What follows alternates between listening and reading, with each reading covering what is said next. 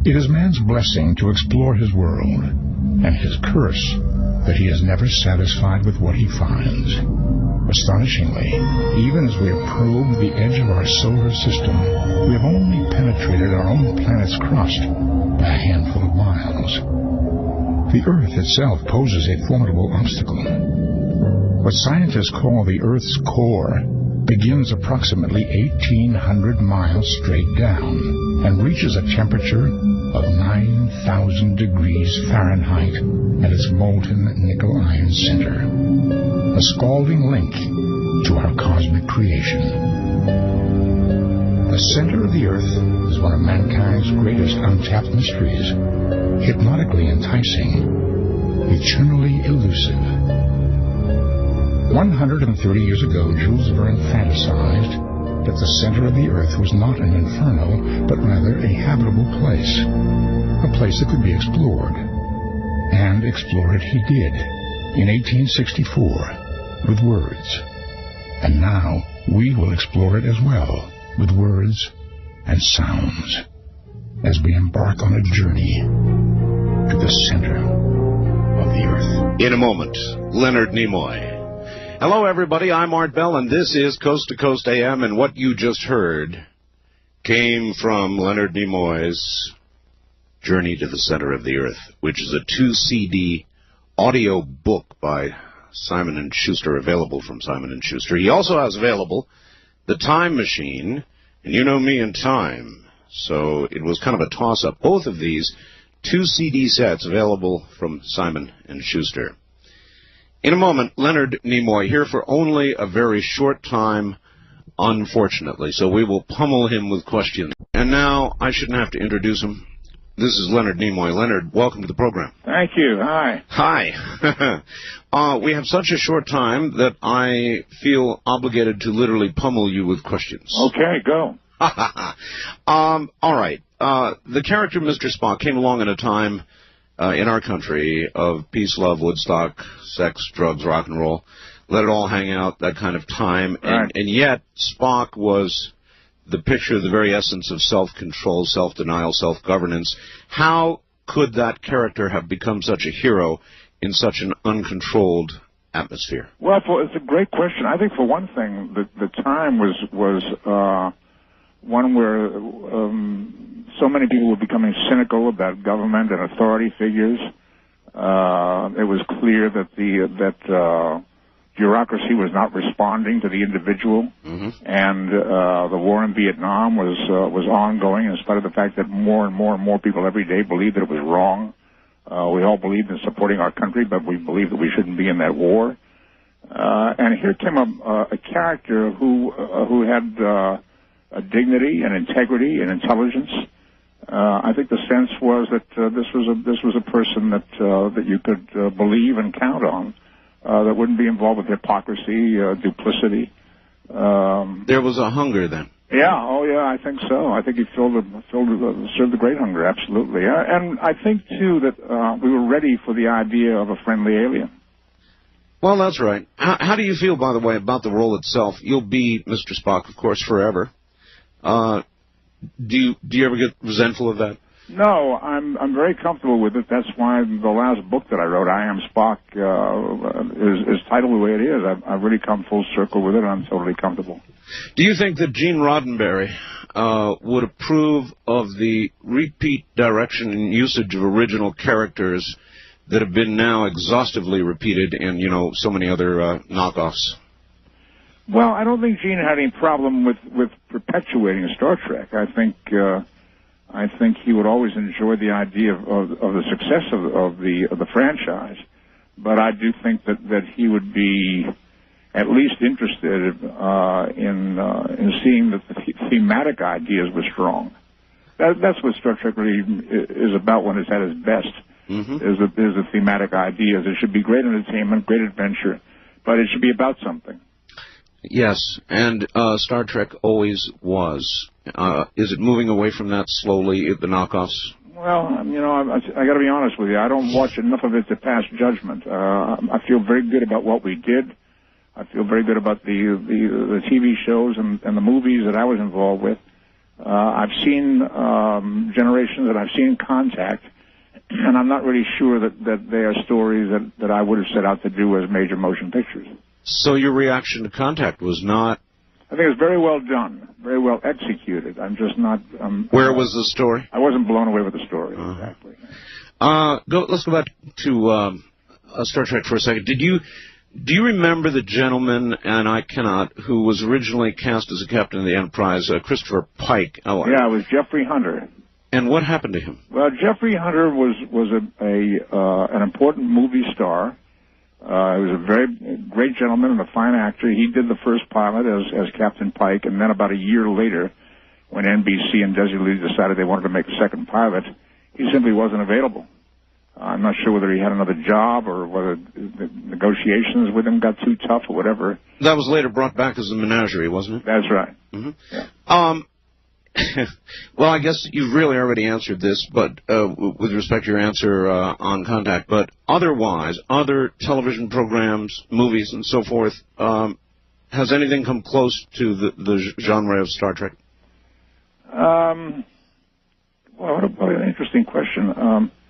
I saw a few episodes of Outer Limits that I thought were very interesting. I think X-Files has a great kind of internal life going on. It has a certain kind of style, and it has an attitude. And I think that's very important. I think Babylon 5 has an attitude that works at times. That's pretty much it as far as I'm concerned. So I mean, in my range of experience.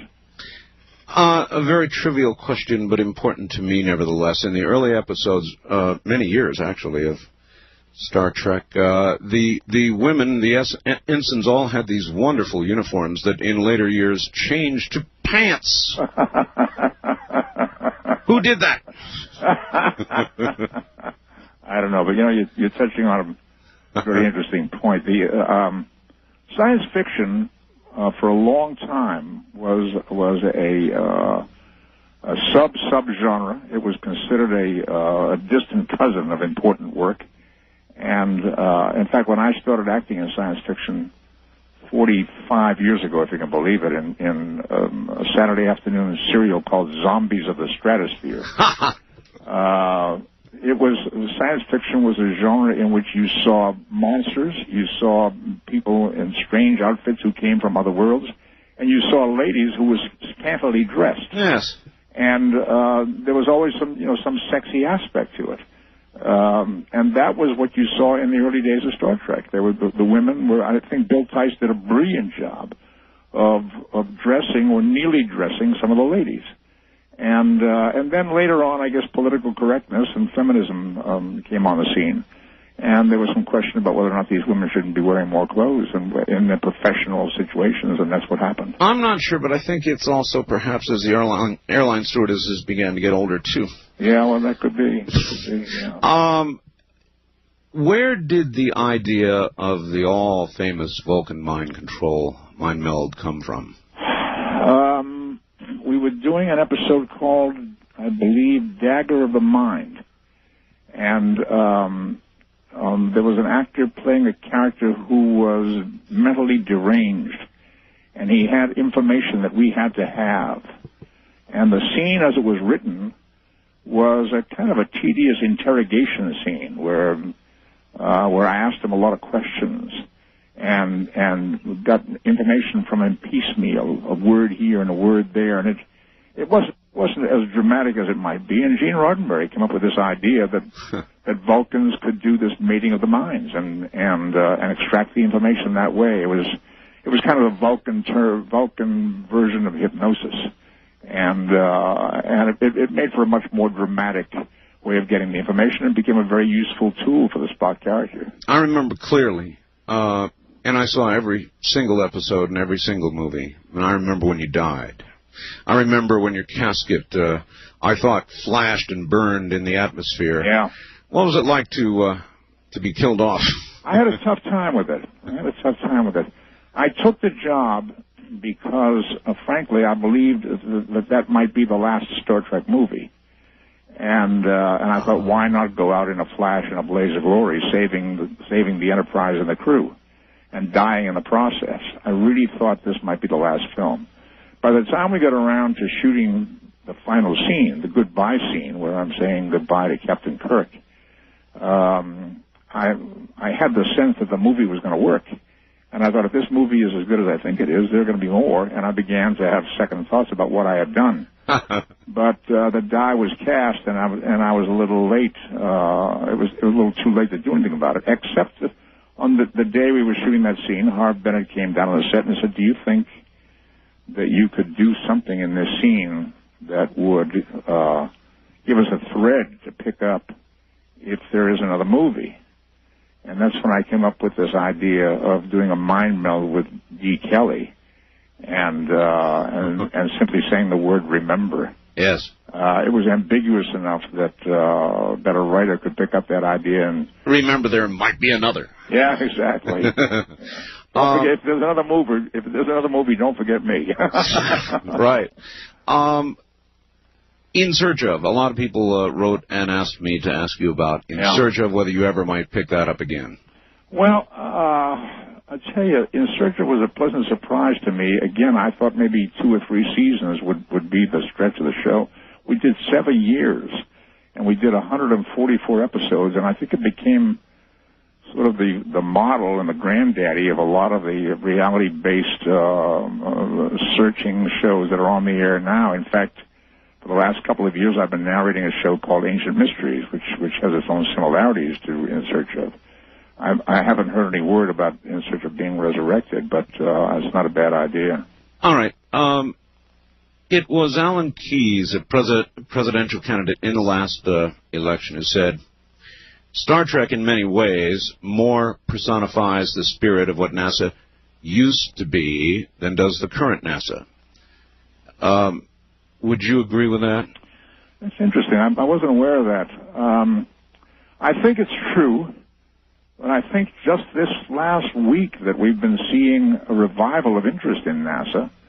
I think they've had an enormous success with the rover on Mars, and I think that they have gotten out of their kind of bureaucratic bind and gotten into an adventurous spirit that's captured the imagination again. And if that's true, and if they can keep that kind of sense of adventure going, I think that they might build on it successfully. There's still a tremendous interest, I think, in what's out there, and I think NASA is the organization that's best set up to do the exploring. Building greater interest than ever in what's out there. More UFO reports, lights over Phoenix recently, the celebration of Roswell, the rest of it. What about moving into the realm of reality? How much chance do you think there really is that we will be contacted? I mean, there is so much media. Yeah. It's almost as though we are being prepared. Yeah. You know, when we were making the Star Trek series, the first season, middle of the first season, some people came to me and they said, you may not know it, but you have been chosen as a kind of a vessel to carry information to this civilization to help prepare this society for the coming of another civilization, for alien arrival. And your character is a character designed to educate this public that there's nothing to fear, that it's possible to interact with other species. Mm-hmm. And I said, okay, it's okay with me if that's the case. And yes, it's ongoing. It doesn't stop. I guess there's something in me that responds to it as well. That's why I hooked up with John Delancey and several other Star Trek actors and actresses, and we call ourselves Alien Voices.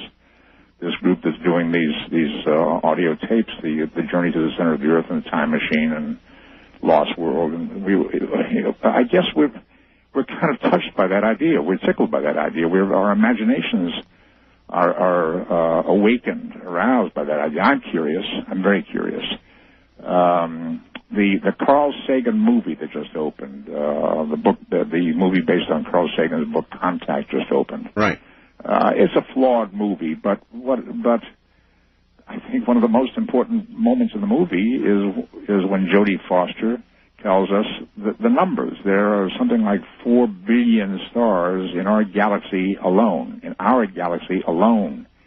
And there are billions of other galaxies. Each of those stars are potential suns just like ours. And that means that if one out of every million of those stars has planets around it, and if one out of every million of those has some kind of life on it, then the numbers tell us that the chances are very, very great that there is life out there someplace. But the distances are immense, and the technology involved to get here would dictate they would be far, far ahead of us. Well, not necessarily. They might be far ahead of us. They might be parallel to us. We don't know that for sure.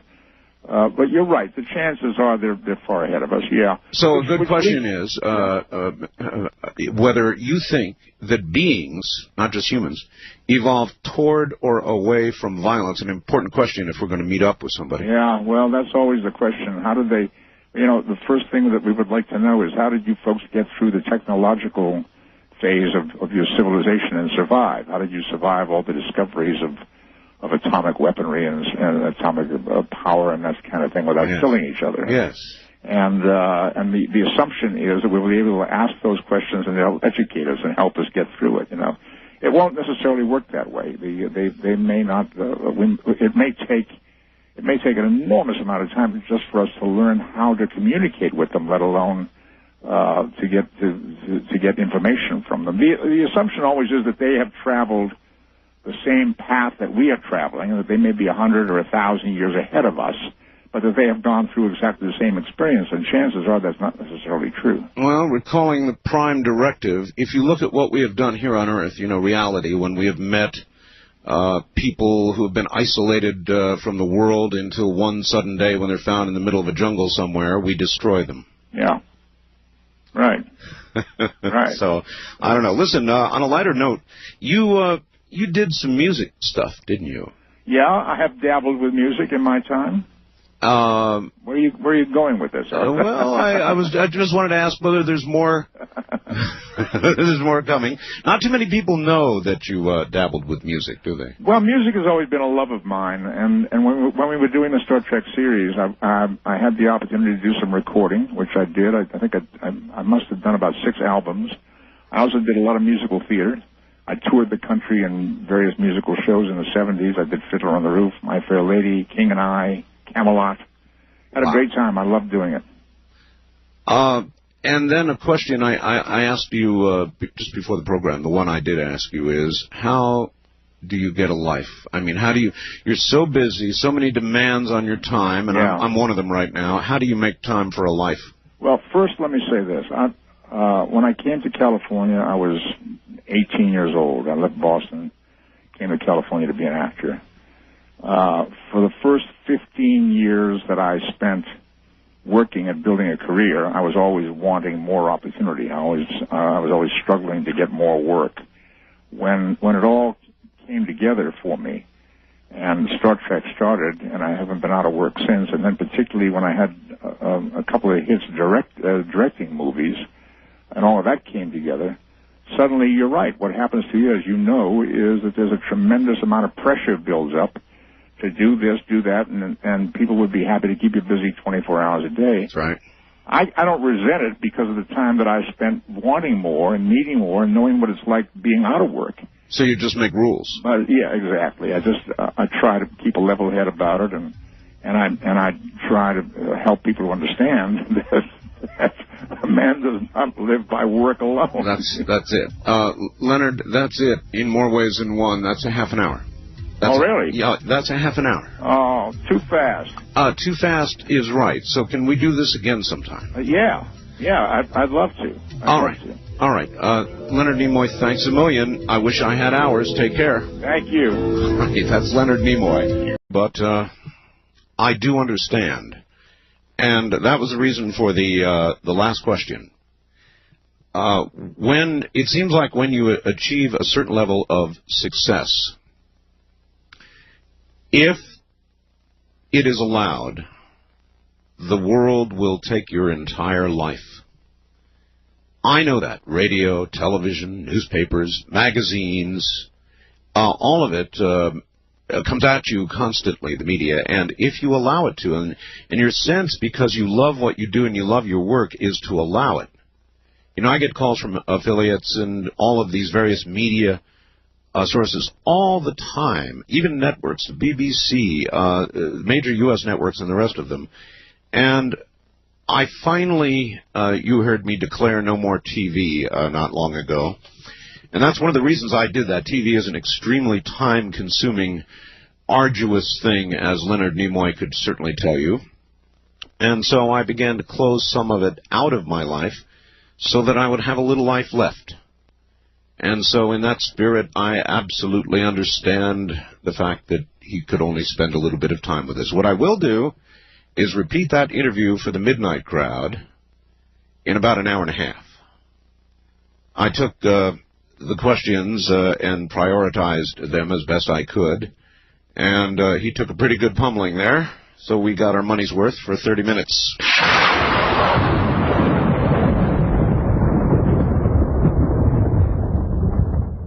The Federal Reserve Chairman, Alan Greenspan, said U.S. economic growth appears to be slowing.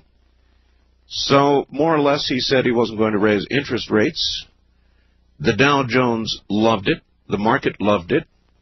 And we achieved yet another new high. We went up 153.93 points to 8,061.65. It's going to be interesting to see exactly how high it can go. And the trick for those of us who are in the market, and I am just in a very tiny way, is to know when it's about at the highest point and when it's getting ready to take about a 2,000-point correction.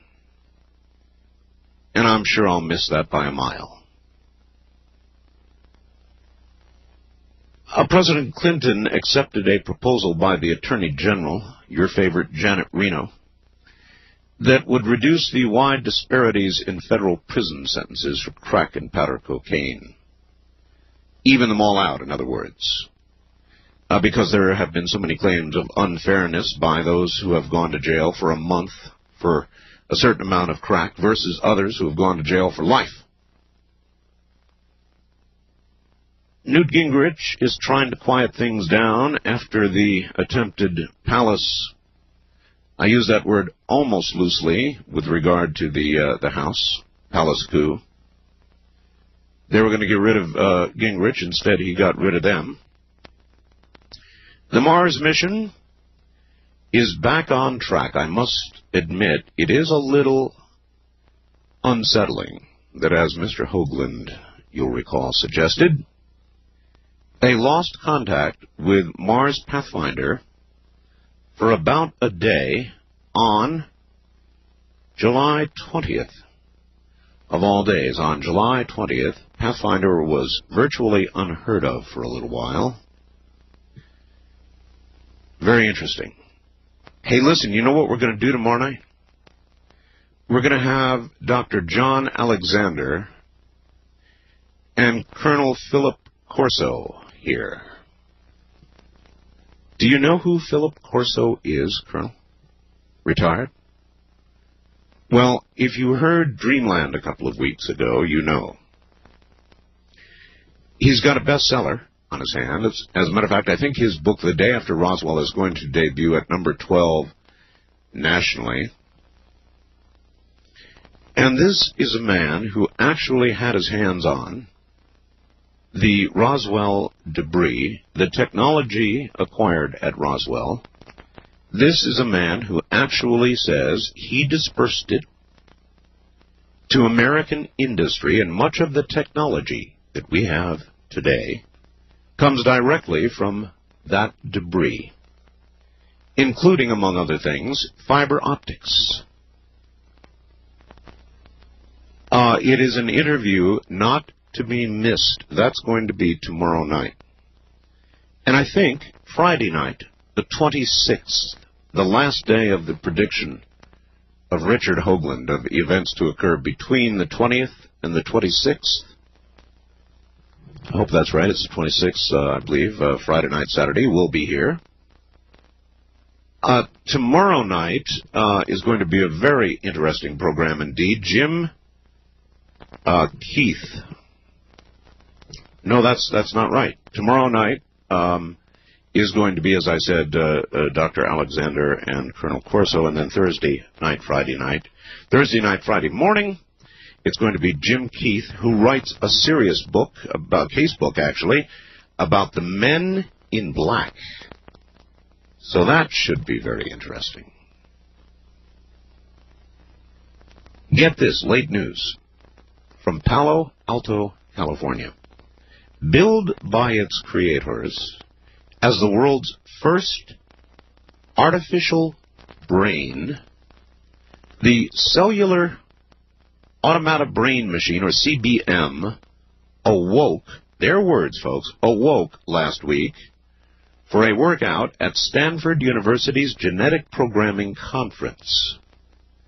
More than 300 researchers heard presentations for harnessing survival of the fittest principles to automatically build software and hardware that evolves. The CBM, designed by Japan's Advanced Telecommunications Research Institute International, that's some name, comprises a real-time, listen to this, million neuron modular architecture that can evolve thousands of neural networks in minutes.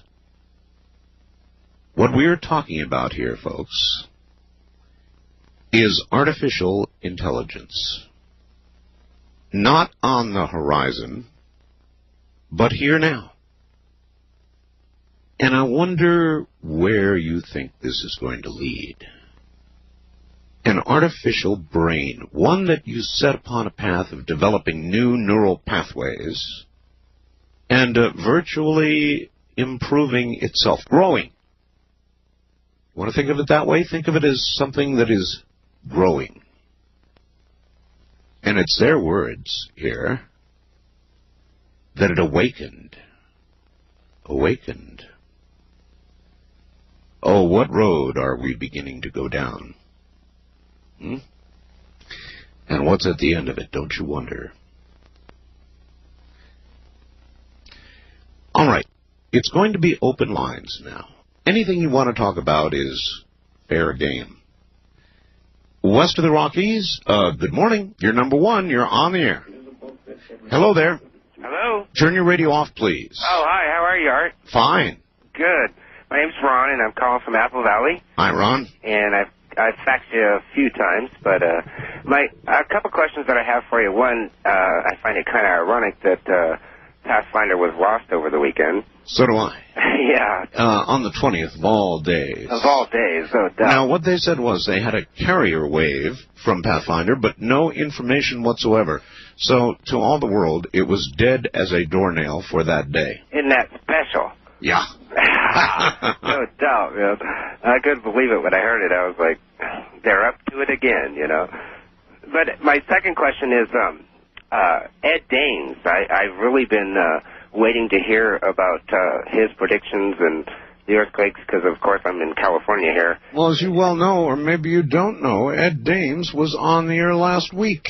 No. Yes. God, I must have missed it, obviously, because I'm trying to do both worlds here. And where was it you said you were again? In Apple Valley, California. I'm sorry.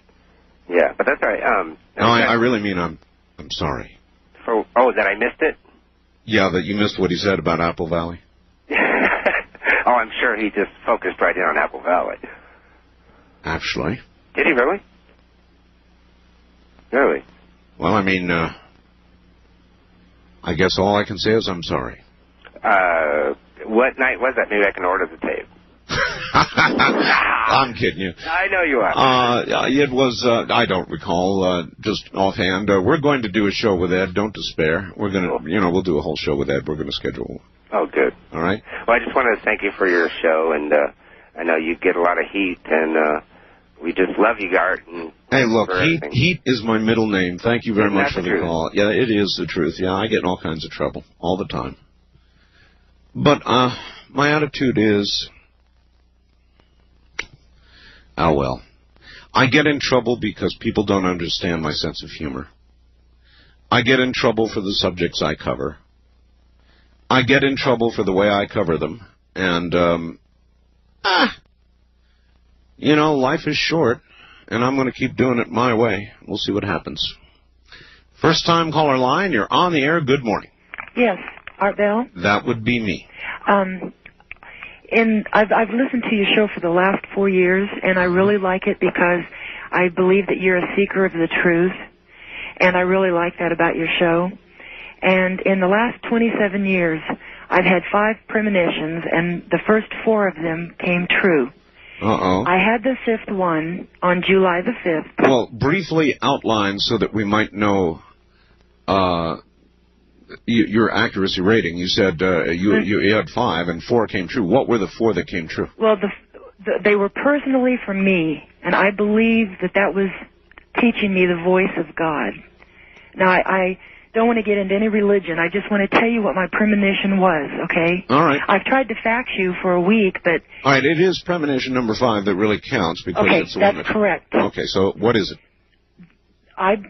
What was told to me was there is going to be a UFO land on the planet somewhere, sometime. And... That's pretty general. But this is the important part. Okay. The person that walks out of the UFO is going to have the appearance of the late President John F. Kennedy. And I believe that is in accordance with the Bible, Revelation chapter 13. Now, you believe this person will be the Antichrist, don't you? Yes, sir, I do. I knew it. And Kennedy, because he is attractive... was at that age attractive, charismatic. World leader. World leader. Yes. And I believe, I'm not saying it's actually John F. Kennedy. I'm saying this person will have the appearance of John F. Kennedy. Appearances are everything, thank you. Yes, I follow exactly where you're coming from. Last night, I said, some people just... They don't track my sense of humor. I said, why do you think I part the hair? Somebody was, as usual, accusing me of being the devil. And I said, why do you think I part my hair the way I do? It's to cover up the 666, it's right there, see? And I said, I always thought it was a 999, but there was this moment of revelation for me. And do you know that people take these things seriously? They actually took me literally. And they thought, I'm telling you, repercussions from it today. They thought I was serious when I said that. You've got to listen to the program to understand my sense of humor is a little bit different. It's very dry, and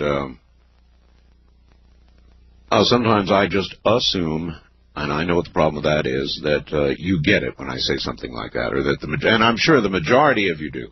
West of the Rockies, you're on the air. Hello. Hi, Art. Hello. This is Louise over here in the Central Sierras of Sonora. And I'm really surprised I got a hold of you. Enjoy your show. And I have something that I've been trying to follow the last couple of days. Did you read or hear about Eugene Shoemaker being killed in an automobile? Yes. You did? Yes. Was there any follow-up on the car accident, the other car? No, I'm glad you asked that. I had a discussion with Richard Hoagland yesterday about exactly that. There's a big curtain of general silence that has come down about that story, with the exception of the fact that he was killed in a head-on crash. Well, I didn't say head-on here in our Modesto paper. I believe it. Well, that's what I heard, that it was head-on. Looking at the territory map of Australia, he was up there in the Northern Territory. Looked like they were going to be looking for some meteorites. One might jump to that conclusion, yes. But anyway, I was just wondering if you might have heard from our friend in Perth, Stan Deo. Do you know I haven't? And I got a message by email suggesting that Stan's website had not been active in a while. Oh. and that nobody had heard from him. So I'm glad you asked. And I have been listening to the news. Let me put out the call, and thank you very much. Now, Stan did something quite remarkable. He interpreted naval satellite weather imagery and called the beginning of a big change out in the Pacific Ocean. He said there were hot spots the size of which you simply cannot believe. And it was not a month later, about a month later, I would say, that the National Weather Service began to call what they are saying is one of the biggest building El Niños in the Pacific they have ever seen, ever. And this El Niño, if it continues to build, will have dramatic repercussions for the near-term weather of the world, not just this country, but the world. Weather patterns will change dramatically and violently. And so, Stan, if you're out there, Mr. Deo in Perth, you know my toll-free international number. Call me, and we'll get an update. My toll-free international number, I should give that out anyway, shouldn't I? It does not matter where in the world you are. Australia, yesterday we had a caller from Shenzhen, China, or Europe, or South America, or whatever. Get hold of the AT&T operator and tell her you want to call in the United States, 800-893-0903. And we will pay for the call. I don't care where you are in the world. It is a toll-free call.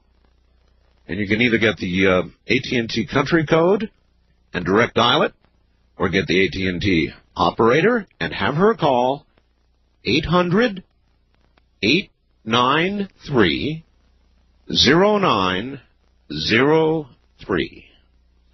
East of the Rockies, you're on the air. Hi. Oh, hello, Art. Thanks for taking my call. This is Dave from Ohio. Hi, Dave. Oh, geez, I'm one of the co-founders of the Art Bell discussion group here in the Upper Ohio Valley. Well, I thank you.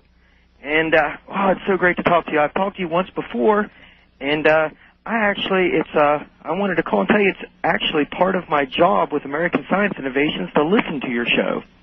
It is? Yes. Does that mean you're paid to listen? Pretty much, yes. I don't get a full salary, but I do get I get set up with a computer, and I do get some funding for our research. We study the electromagnetic science, what we call the science based on hyperspace. And your show, some of your guests are just so exciting to us at American Science Innovations because, for instance, Richard C. Hoagland talking about the geometry, this new geometry. I was with Charlie Story, the president and founder of American Science Innovations, and we were on a trip in Puerto Rico, and we were down there, and we were there discussing this geometry last summer, and we thought that we had discovered it. Well, people are constantly reinventing the wheel. Right, exactly. It turns out that there's a lot of other people working in the same field. You bet there are. And by the way, we're going to be on the air in Puerto Rico very soon. Now, listen, I've got to split because we've got news coming up at the top of the hour. Okay. But keep listening and keep collecting. Well, thank you, Art. Take care. A little while ago, I haven't seen my international line ring yet, so I don't know if Stan Deo's listening, but we were talking about the warming ocean temperatures, in fact, the El Niño building, as they have never seen it build in the Pacific, and it's going to mean radical changes in weather. Now, this comes from the weather folks, not Art Bell. I just knew it was coming, that's all.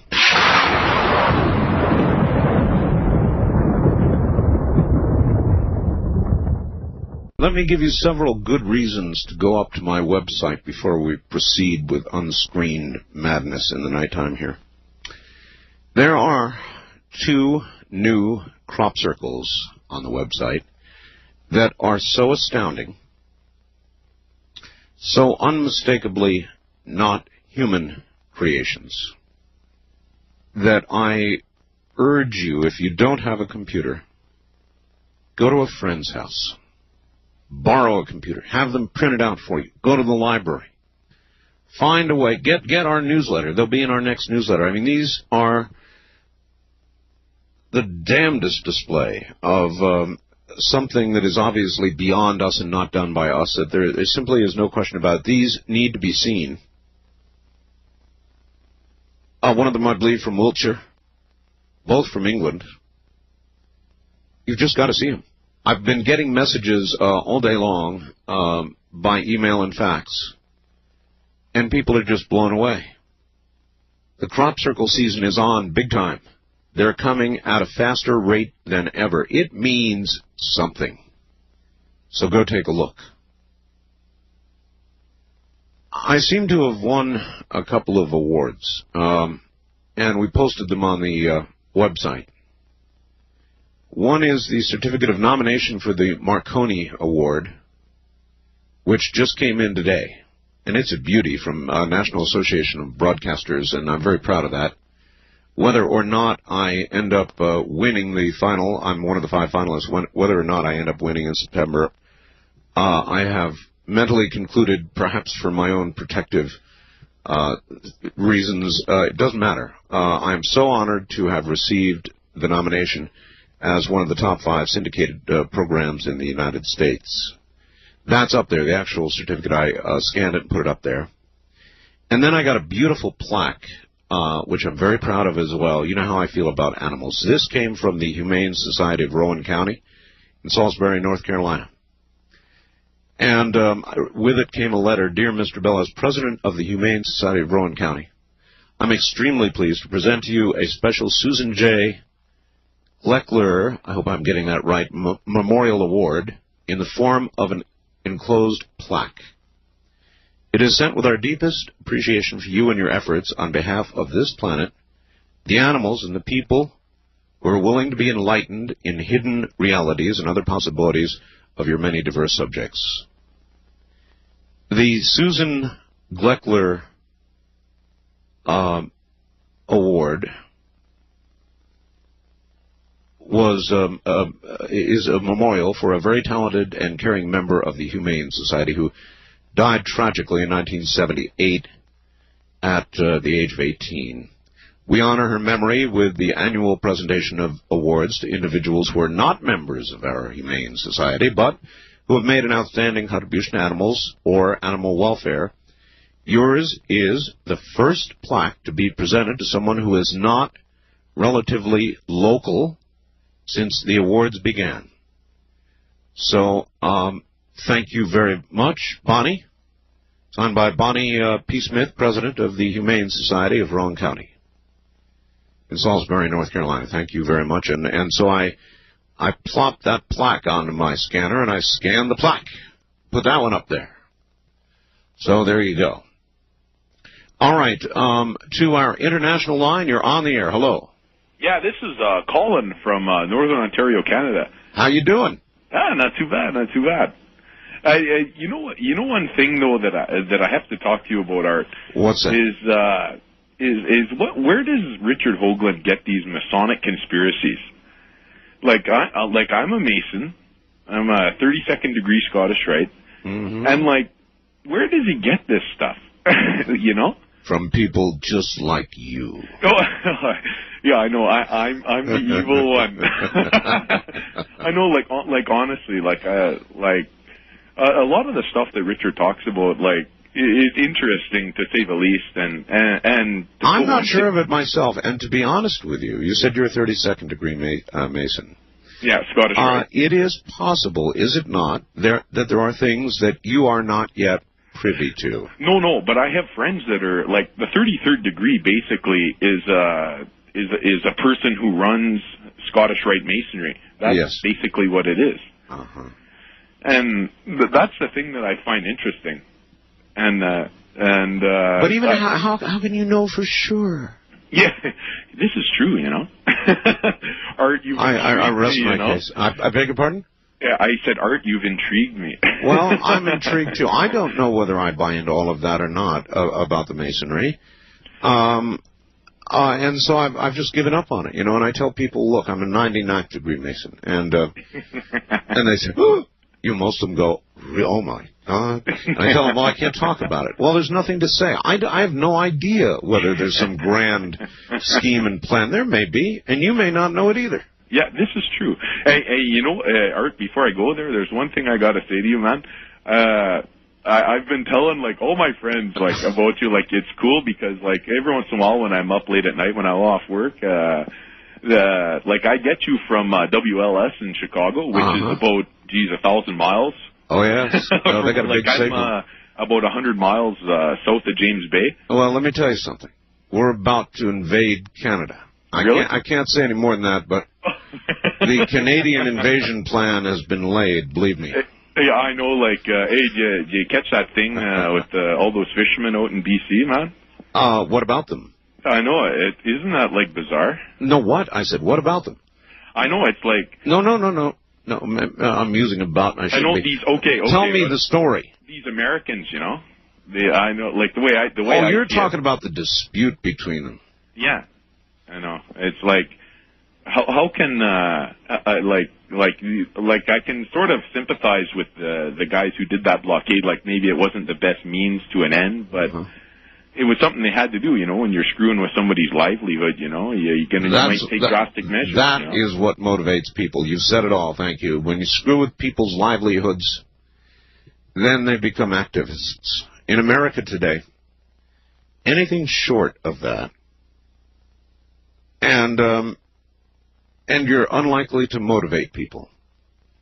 But as he said, you start screwing with people's livelihoods, and they get activist real fast. And that is one of the reasons that Bill Clinton survives as he does. I read a story last hour about the first artificial intelligence, and I'll read it again because it is so very fascinating. But somebody responded by, Dear Art, we've had artificial intelligence for years, ever since the Clinton administration took over. Leonard in Council Bluffs, Iowa. Well, you know the reason that, despite the fact that a lot of people don't really like President Clinton, I cannot remember a time when our economy has been in better shape. And this relates to my activist comment and his call. People's livelihoods right now, and there are pockets, of course, of difficulty, but basically the nation is chugging along at an incredible rate. There's no arguing with it. And if things continue to go as rosily as they are at the moment, we're going to pay down the deficit. Maybe even get to the debt. You never know. The economy is good. It's undeniable.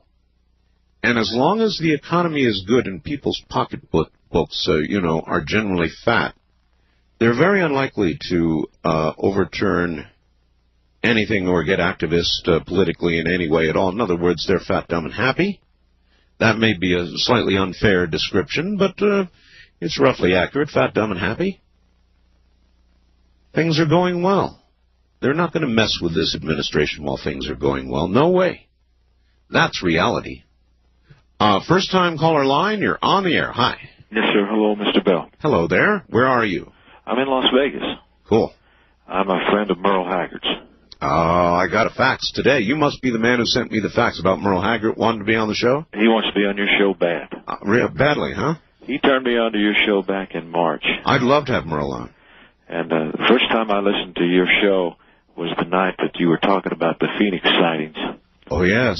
And his wife happened to be driving across the desert and saw what everyone else saw. Her name's Teresa. Well, there's nothing like... let me tell you something. I've now had the second person at my network that has seen a UFO. UFOs have been hovering over the Medford area, Grants Pass area, and now the second person at my very own network has had a sighting. There's some things going on up there around Merle's house, too. He lives up around Redding, California. Oh, near the Reading Ripple, I call it. Oh, boy. And Merle had told me yesterday that he has seen a lot of things. Merle's a pilot, and he's seen some things, as well as from his home up near Reading. He lives in Palisadro, California. He's seen some things himself, but his wife tells incredible stories that really bothered her for a while, but she accepted it. Well, Merle, if you're listening, I've got your number. We're going to be setting you up for an interview, and I'm telling you that right now also, sir. Trust me, it's coming. And he wants to come to your studios. He wants to spend the whole night with you, Art. I think he's your biggest fan. Well, he doesn't actually have to come. Actually, you know what? Here's what I found. Let me tell you what I found. Yes, sir. First of all, I do the show from my home. I don't know if you knew that or not. I didn't know that. I do, from my home. I've got a studio built in my home. And, I think he wants to move in for a week. I found that the best interviews are had when you don't bring people here, when you let people sit in their own comfortable little niche, and people are comfortable in their own little niche, and they tend to open up more and be easier to interview when they're just sitting there at home in their most comfortable place with all the things around them they like and know. And you tend to get a less interesting interview when you bring them into an environment they're uncomfortable with and just getting adjusted to. You follow me? Yes, sir. I've done both, and so I know. Well, you're a great interviewer, and Merle has a great interview and is highly intelligent and has been interested in these sort of things for years and years. Look, no sweat. Tell Merle it's on the way. I will, and he also wanted me to mention one other thing. Okay. The Book of Urantia. Oh, yeah, of course. And he wants to talk about that. All right, and so we shall. Thank you very much for the call. As a matter of fact, I got that fax earlier today and then one time prior, and good morning, Merle. Yeah, he's, I guess, fan of the show. And I'd love to have him on. Apparently he would like to talk about exactly the kind of stuff that we talk about here. Tomorrow night, you're not going to want to miss. I told you that I was working on a rather unusual surprises for the weekend. One of them is going to be tomorrow night. Dr. John Alexander and now retired Colonel Philip Corso will be my guests. And Colonel Corso's book, The Day After Roswell, is in on the bestseller list, we believe, at about number 12. We did a Dreamland interview with him, and you will not come away from tomorrow night's session with the same point of view as you have now, and the same doubts that you have now. Period.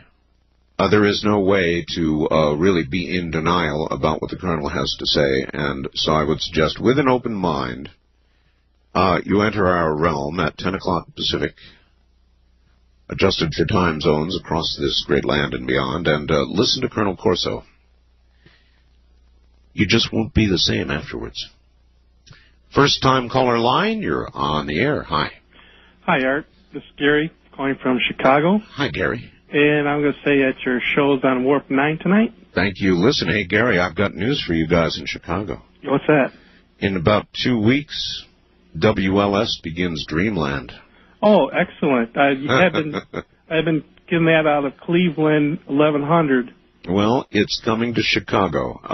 What's happening is the surveys are coming out. And here we are again, number 1 in Los Angeles. Here we are, 2554, way out, number 1 in San Francisco. Your Chicago numbers came in, and I believe... Blowing the stack off, huh? Give you a little idea. Yeah, blowing the stack off is right.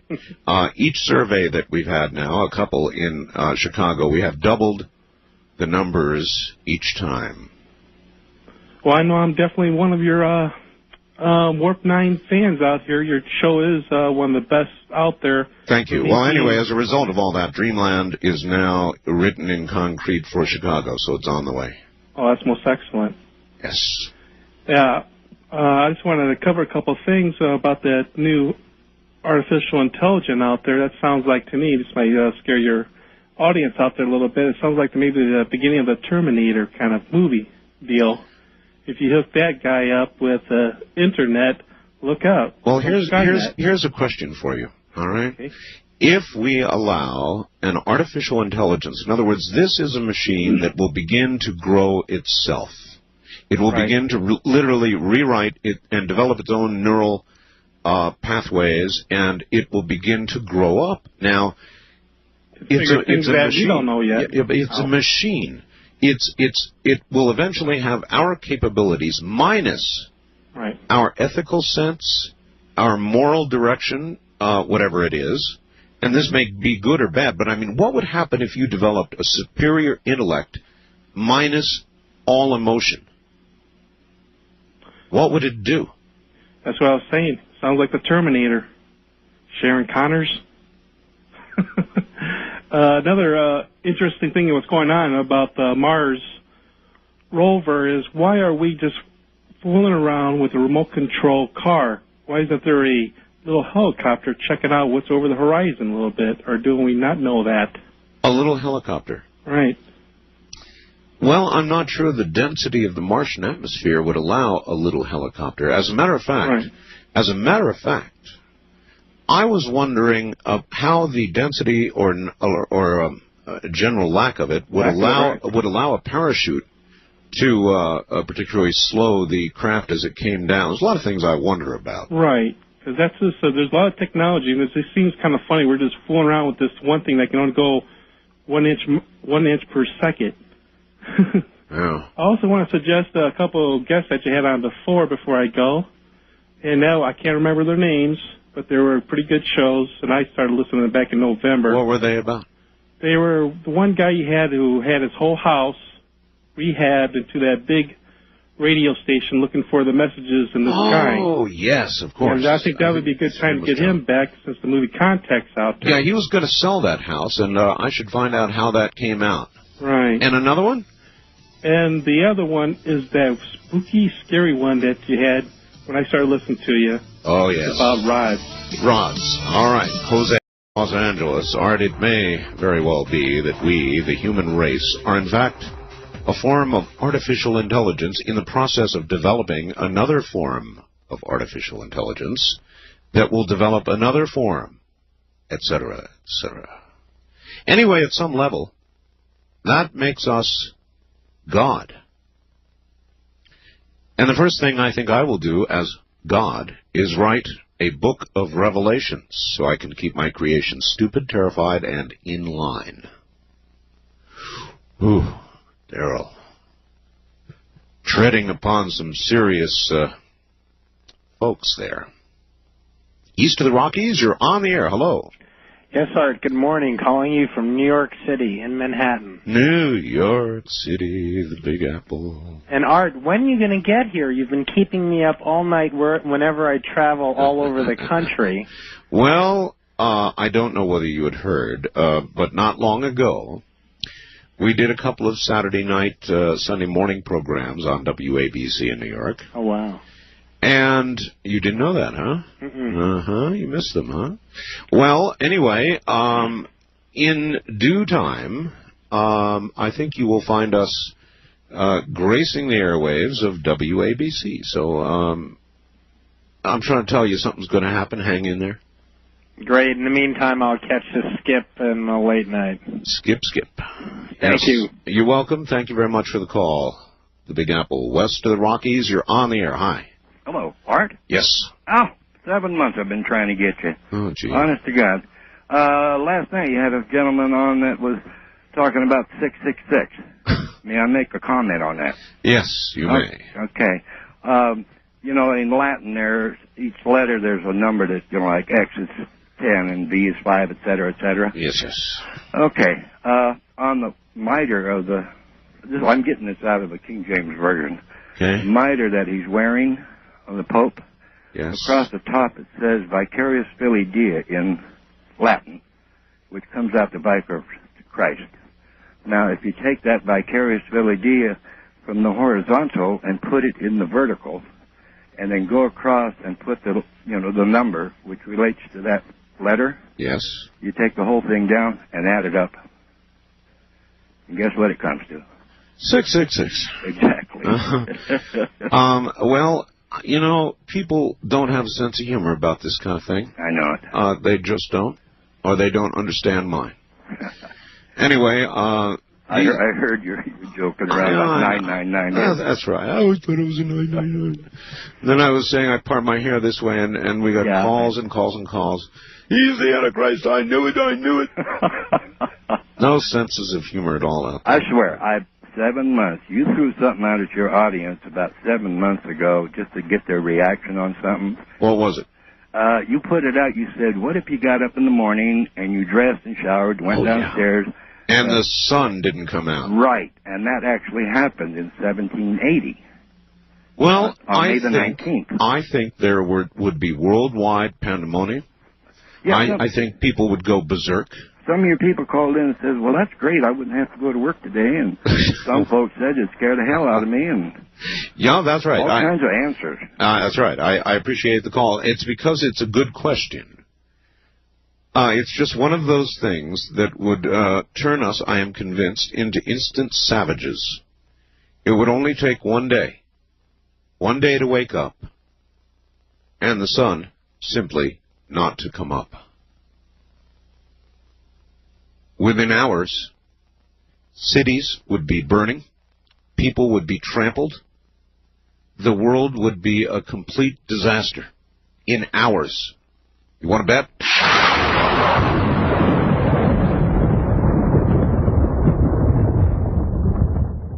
We're going to continue with open lines. At midnight, I'm going to repeat the very good but very brief half hour with Leonard Nimoy. That was very good. And then we may pursue this subject of artificial intelligence. And we may do it, maybe I'll give Charles Ostman a call. Charles, if you're out there, get ready, because I might call you. Charles works and has worked. He writes he was actually at the Genetic Programming Conference at Stanford last week. And you heard what I read you earlier. And I really am curious. If we set loose, which we're about to do, a machine that is capable of replicating, improving itself, expanding neural connections, what are we going to have on our hands? If we develop an artificial intelligence minus all the emotions and ethical dilemmas and moral values of human beings, and it becomes truly intelligent, what are we going to have on our hands? How will it treat us? I think these are all reasonable questions to proffer. East of the Rockies, you're on the air. Good morning. Good morning, Art. This is Floyd in Houston. Hello, Floyd. How are you doing? Quite well. This artificial intelligence, you're asking what we think that we would have? We would have Spock. Well, not quite. Not quite, because Spock had... he was half human. That's right. And the emotions and all the rest of it kept creeping in. Right, but the father didn't. But now think about this. Could there not have been a moment, since we're talking about Spock, if Spock had been utterly devoted to logic, without emotion or ethical matters or moral questions ever entering into the equation, there would have been several times when he would have killed Jim. Oh, yes. Yes. Several times. So this would have had to have come from the human side of him. That's exactly right. But this machine they are now, which has become, I'm not sure what the right word is, born, aware, turned on, whatever. This machine is not going to have that half-human characteristic. That's right. It would be like the father of Spock. But I can't remember what his name was, but he was Vulcan. That was Spock's dad. Yeah. You're right. See, so I'm not sure how wise a path this is. Now, I have no doubt we are going down this path. No, that's true. We are going down it, and, of course, you know, we may fall into a pit of quicksand, too. For example, suppose you were to turn the present justice system, which everybody hates so much, over to such a machine. It would make judgments absolutely based on the evidence and then render punishment accordingly, Right. period. Right. What do you think would happen? Well, I think we'd have a very definite decrease in crime. I'm one of these people, Art, that thinks that repeat offenders should be just removed from society totally. Well, it may be, you see, that an artificial intelligence without compassion would feel just exactly the same way. So things would change. It might be all right, or it might be a disaster. I'm not sure. Yeah, we're not sure.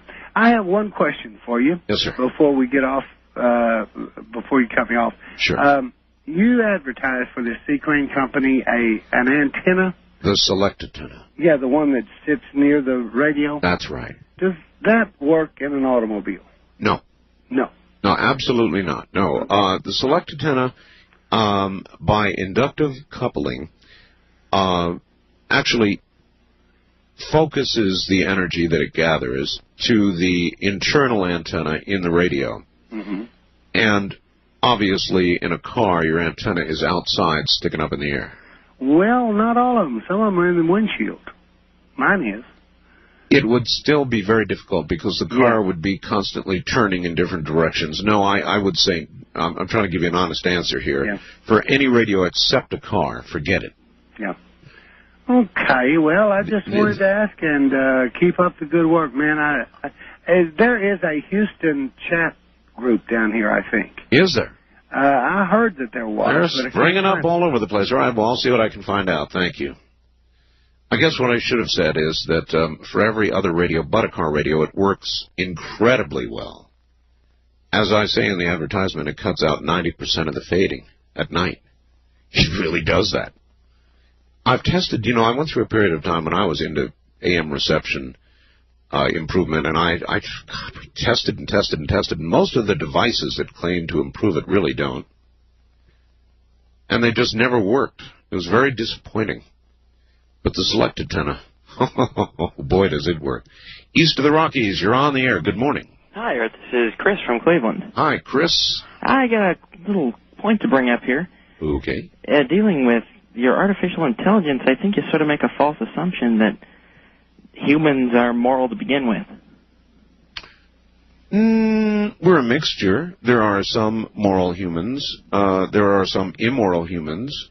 But we at least have that emotion. I don't think that I'm making much of a leap when I suggest that a machine wouldn't have either one, either way. Well, would you say that humans are born with this morality, or do we grow it over time?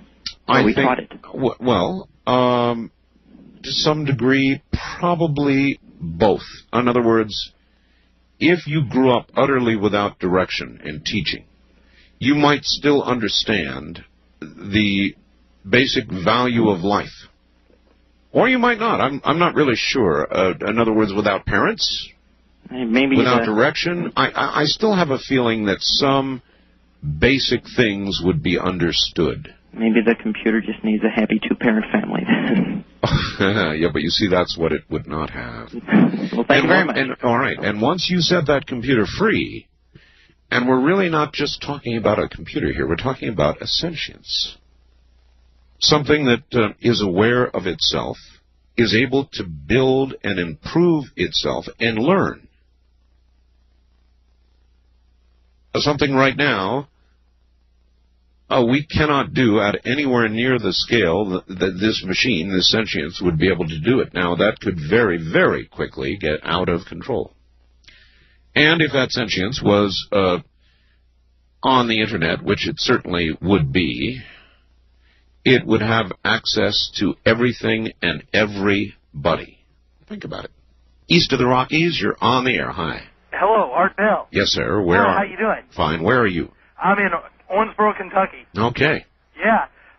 You were talking about the 666 stuff? Yes. You ever heard about Ronald Reagan? Yes. Ronald Wilson Reagan. Hey, all right, you're on the ball, man. Wait a minute. Hold it. Yeah. I'm not done. Oh, I'm sorry. Did you know that Ronald Reagan's original physical address in California was 666? No way. Yep. Oh, cool, man. That's all right. Yeah, so he's the man. But we're seeing like these flying black triangles that you were talking about one time here in Owensboro. Yes. And we have like those black helicopters, like Apaches or something. Right. They're flying around our airport, all kinds of stuff. But yeah, we're seeing them like all over the place. They're like menacing. These things are like scaring people. But now, wait a minute now. I've been hearing about this now for years, black helicopters, and I always ask people, has one yet injured anybody? Has one yet killed anybody? Has one yet strafed or hurt in any way any of the civilian population? Have they? No, well, I had a friend who said that one night one came over his car, but I mean, you know, this guy, he's a little wild, but he said it came over his car, and it like, his car just like stopped, like there's a huge solenoid put over it or something, and then, all of a sudden, there was like a spray came down on his car. It was like, it got wet, like it was raining. Well, they probably, thank you, were spraying malathion. That would be my guess. And, you know, this whole black helicopter thing is really out of control. If you want to fly a helicopter at night and be stealthy, the obvious color to paint it is black. So that if there's not a great big moon out, it blends in with the general blackness of the sky. So I have yet to have anybody really call me and tell me that any black helicopter has done anything nasty. You know what I think?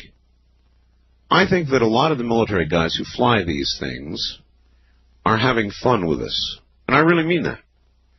You know, they get up there and they got an extra minute or two and they're doing some maneuvers and they think, hey, let's do a black helicopter thing here. And then we get reports. But in all the years that we've been getting the reports, we have yet to find one that has actually injured anybody or mowed down Americans or whatever. West of the Rockies, you're on the air. Hi, Art. This is Cyrus in Sedona, Arizona. Sedona. Yeah. The spiritual capital of the world. So they say. Yep. I haven't heard your shows on this artificial intelligence, but I just had a few thoughts on it myself. It seems to me that if this were to take place and such a thing were real, it would deduce the larger picture, and that is its survival ultimately depends on the survival of the planet. And I think it would develop technologies that would work in harmony with the planet, with the natural forces of nature. And I think, you know, if you look at the way we treat the planet and the way we treat ourselves, you sound so terrified. Okay, let me give you my line of reasoning, all right? Let us assume that an artificial intelligence, without emotion and so forth and so on, develops, just pure intellect. Mm-hmm. Okay? Let's say that it acquires, as it grows, power over infrastructure, over all kinds of things that are controlled electronically, which includes almost everything today. Suppose this artificial intelligence sees that we are actually in the process of, perhaps in the middle of, destroying our own environment. Through the wrong use of technology. Yes. What do you think such a machine would do? Probably, most likely, not being at odds with us, rather than putting the ideas that, you know, it would be a bad thing on it. Perhaps it would see the beauty of the human race and point out to us, quite simply, you are destroying yourselves through the wrong use of technology. Mm-hmm. Your fundamental beliefs of physics, science, medicine, everything are wrong from the get-go. Yes. All right. Suppose it said all that, and still we plow forth. At some point, it would make a decision in our behalf, one that we might not necessarily be all that pleased about. Mm-hmm. Mm-hmm. Well, that's one view. I think it could be a beautiful thing. I think it could point out the inherent untruths of our reality. Yes, but since when? You're right, it could. But since when do we listen to such proclamations, no matter who they come from? We're going to have to start. Truly, and you're really helping to do that. You're bringing things to the forefront of consciousness that have never before been able to be aired. Well, that I appreciate. That I am trying to do. But I'm a little antsy about the prospect of pure intellect without the reining in of it by morals and ethics and all the things that it really fits into the Spock interview quite well. Yes. Yes. That was the one thing that made Spock heroic, was his human side. Mm-hmm. And he wasn't out to destroy the human race. He was only out to point out, you know, how we could do things better. You know, Captain Kirk had this great saying. He says, Spock, I believe more in your guesses than in our facts. Uh-huh. You know? I recall that. Yeah. Line, as a matter of fact. Yeah. And I think it would be a similar situation. I really think that if we did create the artificial intelligence, I don't think it would be an evil thing. It could go either way, and it's just like human consciousness. It's just like human will. We have such capacity for incredible dreams, like it says in the Contact movie, and we have such capacity for terrifying nightmares. It just depends on which way we go. Now, I have not yet seen Contact. Leonard Nimoy was not all that excited about it. Thought it flawed. I think that was what he said. What was your impression? I thought it was fantastic. It took going and seeing it twice, actually. I had to go back. It seemed like there was so much there. And I really wanted to read, you know, what message are they trying to get across? Everybody is telling me that they have gone back to see it twice, and I have not yet seen it. Well, I understood your dilemma, having to drive 120 miles. So. Yeah, it'll be out here in a few days, and the second it's here, I'm gone. All right, well, listen, speaking of gone, I've got to be gone. News is coming. Carry on, Art. We love you. Thank you, my friend. Take care. You're listening to Art Bell, Somewhere in Time. Tonight featuring Automata, I guess it is, Automata Brain Machine, or CBM, awoke. Very interesting word to use. Awoke last week for a workout at Stanford University's Genetic Programming Conference. More than 300 researchers heard presentations for harnessing survival of the fittest principles, oh my, to automatically build software and hardware that evolves. Do you understand what you're being told here? The CBM, designed, you might guess, by Japan's Advanced Telecommunications Research Institute International, or ATR, comprises a real-time million-neuron molecular architecture that can evolve thousands of neural networks in minutes. This is something, ladies and gentlemen, that has just, in effect, been born. And if you'll stay tuned for a few moments, I will bring on the air one Charles Ostman, who is a researcher into nanotechnology. As a matter of fact, we'll have him roll over his background for you, and he will comment on this and what is yet to come.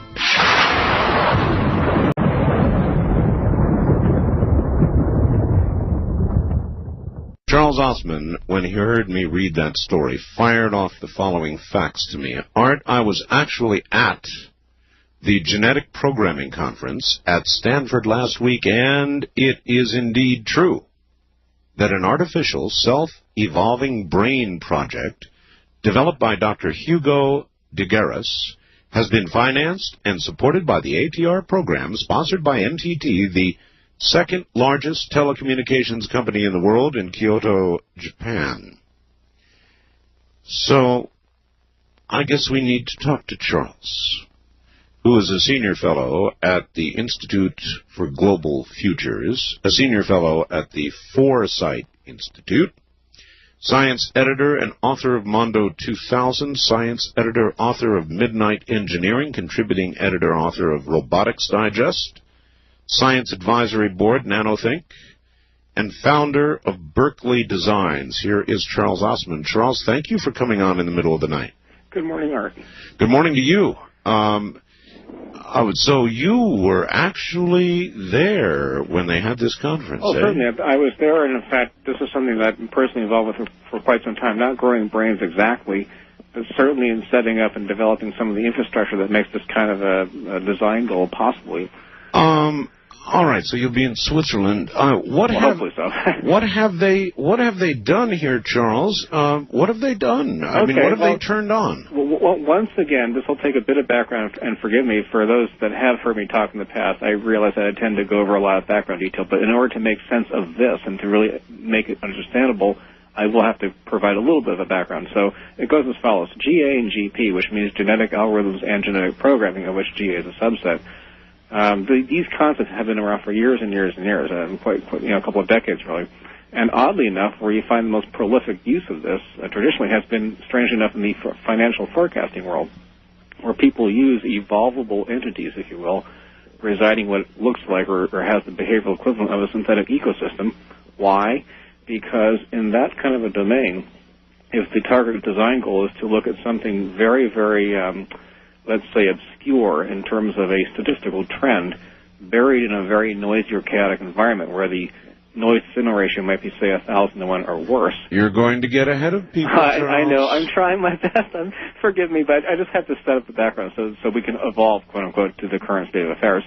The impetus or the inspiration to and desire to spend money on this kind of technology really stemmed from the financial forecasting world, where the thought was, and I believe this is quite valid by today's standards, that the way to see something that could not ordinarily be seen or detected would be to use an evolvable entity whose response to the characteristics or dynamics embedded in a synthetic ecosystem would serve as a kind of a vicarious viewing tool. Let me try and break that down. You're suggesting a developed intellect that would be able to forecast economic trends so you could make money and predict the stock market. Is that about right? Yeah, that's about right. Okay. And it's not so much an intellect per se, but rather modeling the physiology of how an organism would reconstruct itself xenomorphically over X number of iterations. And by looking at what that organism does, this is a way to examine the dynamic contents of an otherwise extremely difficult, if not impossible, to measure ecosystem as a whole. All right. When they use the word,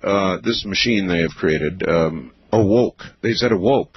That's a pretty startling word. Well, that's a little bit of a misnomer. I mean, there's probably a little bit of hype in here, but I do not want to in any way dissuade from the reality of what's going on here. All right. Well, they are suggesting, and here's what I want to know. They're suggesting that this machine can actually put together its own neural networks. That is correct.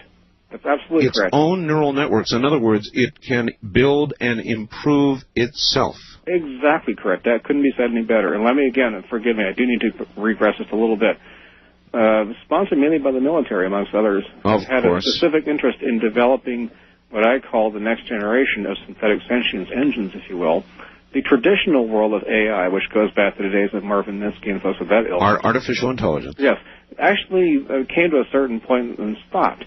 And I've actually had a chat with Marvin not too long ago, and he's a wonderful fellow, and the people that herald from his world were approaching from a very different kind of perspective. They were trying to write languages, traditional programming languages, if you will, called Lisp and Prolog and so forth, that would have a kind of a very minimalistic sort of symbolic referencing technique to mimic the kind of behaviors that one might associate with intelligence, but in fact were nothing more than a clever programming scheme. My approach has been then and is now, and in fact it is becoming ever more so, is if the goal is to mimic what an organism actually does, then my belief is, and others tend to feel the same way, that what you really want to do is build a physiological model of the actual organism in question and let the organism learn on its own by experiential exposure what its new construct will consist of. So in the context of Dr. Hugh Garris and other folks of his ilk, the focus there was to start with the GP and allow the GP to have a certain set of rules as an environmental condition set by which it would build actual dendritic structures, that is, the interconnect patterns as they might form in a real physiological brain. And what sort of rules would be laid down? Well, this is a little bit complex, but again, I don't want to wander into too much of a... No, don't get too technical, but when you say rules, in other words, there would be rules for its development, right? In a sense, yes. In other words, in nature, there are genetically driven processes, if you will, where if an organism is at least partially successful, it will adapt over X iterations and sort of reconstruct itself according to whatever it perceives to be the environmental requirements. Correct. And this is exactly the strategy used for growing a brain. Now, Dr. Higueras is very interesting because he and I have had quite a bit of discussion along these lines, and I said, well, why do you suppose NTT is actually financing your efforts? And his whole bent, of course, has been he sees synthetic brains as being as common as, say, toasters or something. In other words, somewhere in the future, not that far off, perhaps 10, 12, 15 years, these will be modular components that you can insert into almost every kind of appliance, household gadgetry, robots, etc. But he also envisions a world where there will be self-assembling, self-replicating brains of an enormous physical size, perhaps the size of an asteroid. I mean, these are his words now. I want to make sure you understand this. All right, well, yeah, but you just heard me interview Leonard Nimoy about the character Spock. Yeah, sure. And here we're talking about creating brains, yes, setting or laying down rules at the beginning, but allowing this thing to grow and adapt to environmental changes. That's what you have just said with a lot of technical jargon. Okay. So here we're going to have an intellect without moral sense, ethical sense. Well, wait a second. I want to argue this point, and I'm very glad you brought this up. Thank you for having provided a kind of an avenue to explain this, because not to suggest you're wrong, by the way, but to suggest that you're, in a sense, what you are is you're hatching, and forgive that choice of words, one is hatching the potential, let's say, or an entity which will be affected by what it's exposed to. Yeah. Now, there are others who are doing this, by the way. This is Hugo is probably perhaps one of the more prolific or more well-known, and as I've said, I've studied his work very carefully. And my world, which is much more in the nanotechnology domain, I'm suggesting that what he's doing in silicon now, I think, can, in fact, be translated to a molecular matrix in the not-too-distant future. But to back up a square or two, there's a few other folks who I've met over the years, one of which, in fact, developed a kind of a quasi-sentience engine, which was first displayed at the earlier part of this year at the Autonomous Agents Conference. I'm not kidding. And there, essentially what happens is he spawns the equivalent of a baby, which is very minimal in activities. It cries and screams and kind of flails about looking for things to do. But the theory is that one can train it. That is, one can communicate to it, give it process by example, etc., and hopefully, quote-unquote, can steer its emotional and physiological as well as psychological development to point towards very much as if a parent would raise a child. Now, in my opinion, this is, in fact, the correct path. And there may be different strategies for approaching this, but I think the common goal is fairly consistent. Forgive me, I'm a little bit tired right now. But the point being that if one exposes this entity to, let's say, an ill-conceived personality, then yes, it will adopt those features. All right, but even that aside, let's say that we have this sentient entity that is self-replicating and self-improving. Sure. It will begin examining its environment as it is able to. As it is able to get sensory input, it will begin to examine its environment. Oh, I thoroughly agree with this. All right, wait. Okay. As it takes a good, hard, non-ethical, non-moral look at its environment, and it judges what is around it, suppose it sees a world that is being destroyed. Oh, yes. I've had this exact thought, and in fact, Hugo de Garis, myself, and others of our ilk go through this rumination all the time. Now, where I might part ways with Hugo, and again, I love his work, and I very much respect this man and what he's doing, but he and I have a little bit different philosophy in the following way. He visualizes this very sort of large, centralized, or perhaps a collection of these very large, centralized brains. My response is that what I believe will be more like a distributed resource, i.e., it'll be millions, perhaps, of nodes that are interconnected on the Internet as a contiguous process functionality to which people will gain access in terms of intelligent agenting, synthetic extensions on demand as a strategic resource. Okay, fine, but whether you take his model or whether you take your model, the end effect is or might be the same. Well, no, and I agree with this. And in fact, if it becomes implemented on the net, it'll become even more the same, i.e., would we end up being judged, as per, say, the Foreman Project, by the entity that we give birth to, who determines at some point that the human species is perhaps too stupid or dysfunctional to really deserve to continue being here, i.e., should it be controlled or culled or in some way contained. Let's not even go that far. Right. Let's just say that it looks at the environment and decides that soon it will not be fit for human consumption. And by current day standards of measure, I could even understand why it might begin to think that way. Yes. Now, would it want to cause harm to the humans, or rather try to educate the humans that a more balanced approach could be? Okay, again, here I stop you. Okay, fine. Without the ethics, without the morals, it might decide that the population base should be 2.5 billion instead of 5.8 billion, or whatever it is now. Yes. And it might dispassionately take steps to see that that would occur so that the 2.5 billion could survive. Well, you know, this will sound like a very strange thing for me to say, but in some ways I could even believe and understand why I would reach that conclusion. Now, with the implementation of a policy like this, have to, by rote necessity, require an instantaneous reaction, or could it be something where it could be, as a matter of policy, implemented over X generations? In other words, could there be more family planning, more reasoned thought applied to how people decide when to have children? There could be some gradual way of implementing a policy. It would make that calculation based on what it saw occurring, the timeline. Well, yes. And in other words, I don't think it would necessarily have to be driven to the point of a harsh or, you know, in some cases what would be seen as an evil methodology to implement an overall strategy that would enhance the planetary health at large. And I might submit this to you. But don't drop the word evil. It's not going to think of it as evil. We're the ones who might think of it as evil. It's just going to think of it as A is true, therefore here's B. Okay. And once again, my response would be, it depends on what it's exposed to. Now, as per that famous movie, The Forbidden Planet, one of my most favorite films of all time, which was way ahead of its time, even by today's standards, there was this race called the Krell. The Krell. They had actually stumbled into what we're about to enter, i.e. they had, I wouldn't call it nanotech exactly, but they had developed this system, this gigantic machine, if you will, which was capable of rendering material things based on whatever you could think up in your mind. And, of course, there was a collective intelligence involved, which made this whole entire enterprise possible. Well, what is that called, the creation of material from literally, as we see it, nothing? By today's standards, I would call it nanotechnology. Now, I don't know what the Krell called it back then, but the point I was trying to get at... what I call it is a replicator. Yes, that'd be fine. And some people call it attaining godness or something. I'm not willing to go to that level of, theological reference. But the point I'm trying to get at is what killed off the Krell in that story were monsters of the id, i.e., even though in the conscious mind their lives were benign and beyond predatory activities and so forth, the hidden subconscious came to life in ways that they couldn't possibly imagine, and all these terrible demons and monsters were created, which essentially exterminated the entire race in a fortnight. That's right. Now, would that actually occur here in this implementation? I honestly don't know. But I might suggest the following, that this is an evolutionary process. Forgive me if my use of the word again. But all right.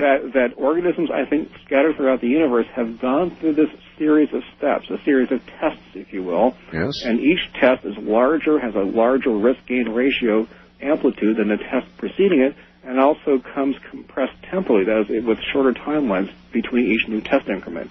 However, as the organism in question successfully negotiates the test, they get to progress, you might say, to the next level. This is one of those tests. I.e., if we do give birth to a synthetic sentience engine that is worldwide in scale and embedded into an infrastructure that we are symbiotically interconnected with. Like the Internet. Like the Internet.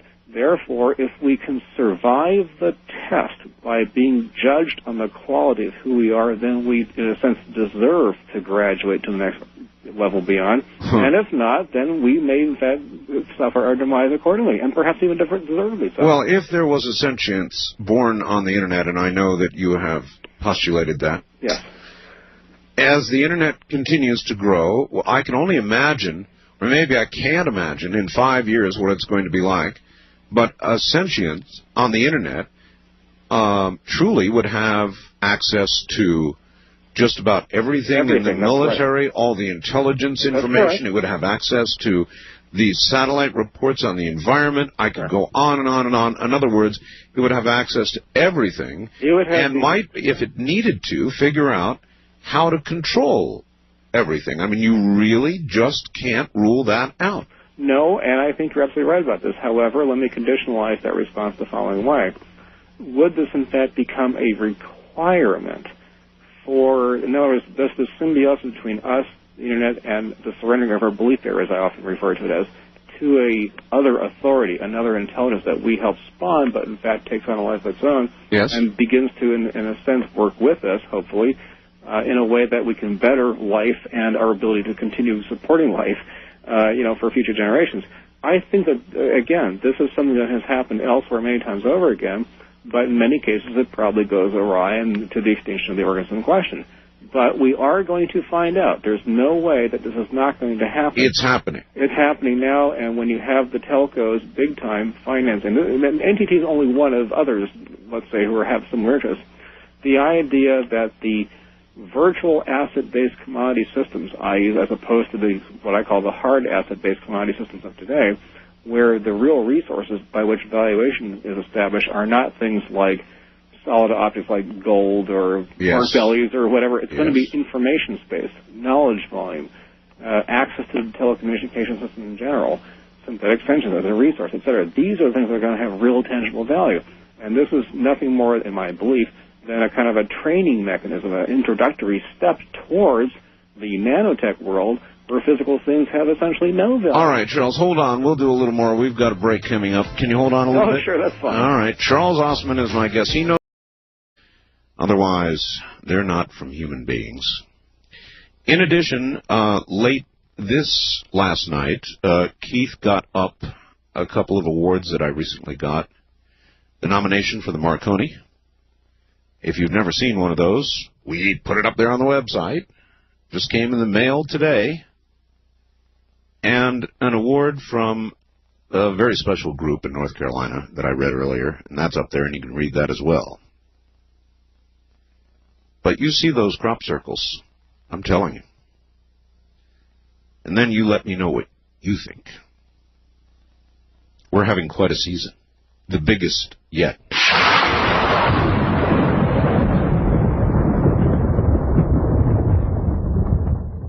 All right, Charles Ostman is presently with us, and he is an expert in the area of nanotechnology. And, of course, I read you this story a little while ago of this brain that has just been birthed. Artificial intelligence, actually, is what we're talking about. And, Charles, I want to develop a little something here and come at you from your own direction and see how you do with it. You suggested that sentience might be developed for financial reasons. Well, it already is in a way. All right. Already is in a way.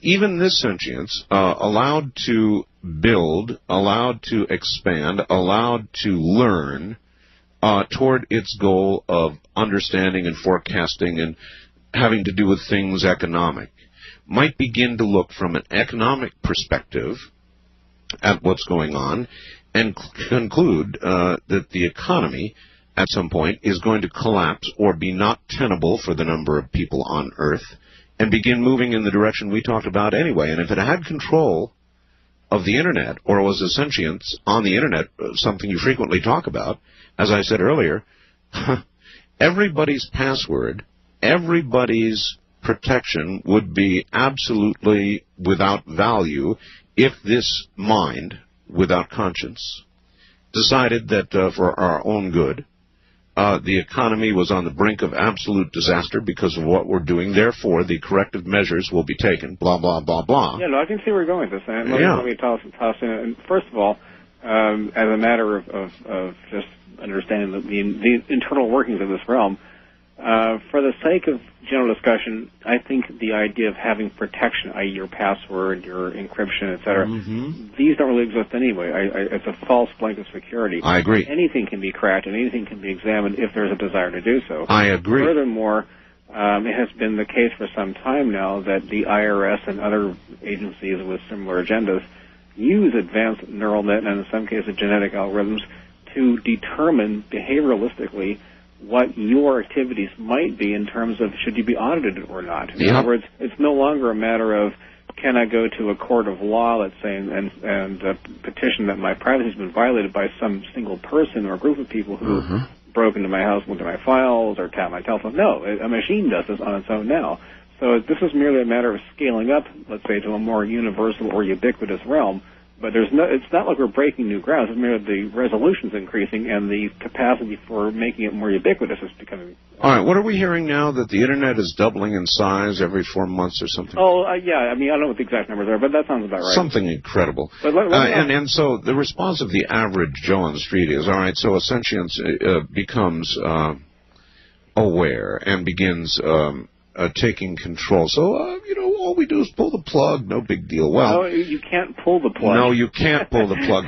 Sorry, there is no one single plug to pull anywhere. That's the whole point. Right. And this is like a virtual terraform of sorts, where these things begin to reside, flourish, propagate, multiply, become self-correcting, self-adapting, and essentially are very, very adept, if you will, at reorganizing themselves. And even if we try to shut down some major portion of the backbone or whatever we thought might be the way to divorce ourselves, if you will, from the symbiosis about to be established, yes. I really don't think there is any way. I mean, we would essentially be shutting down the entire telecommunications infrastructure, which I don't think is even possible. Even now, when the government occasionally roars up and makes noises about censoring the Internet, the real fact of the matter is there's almost right now no way to do it.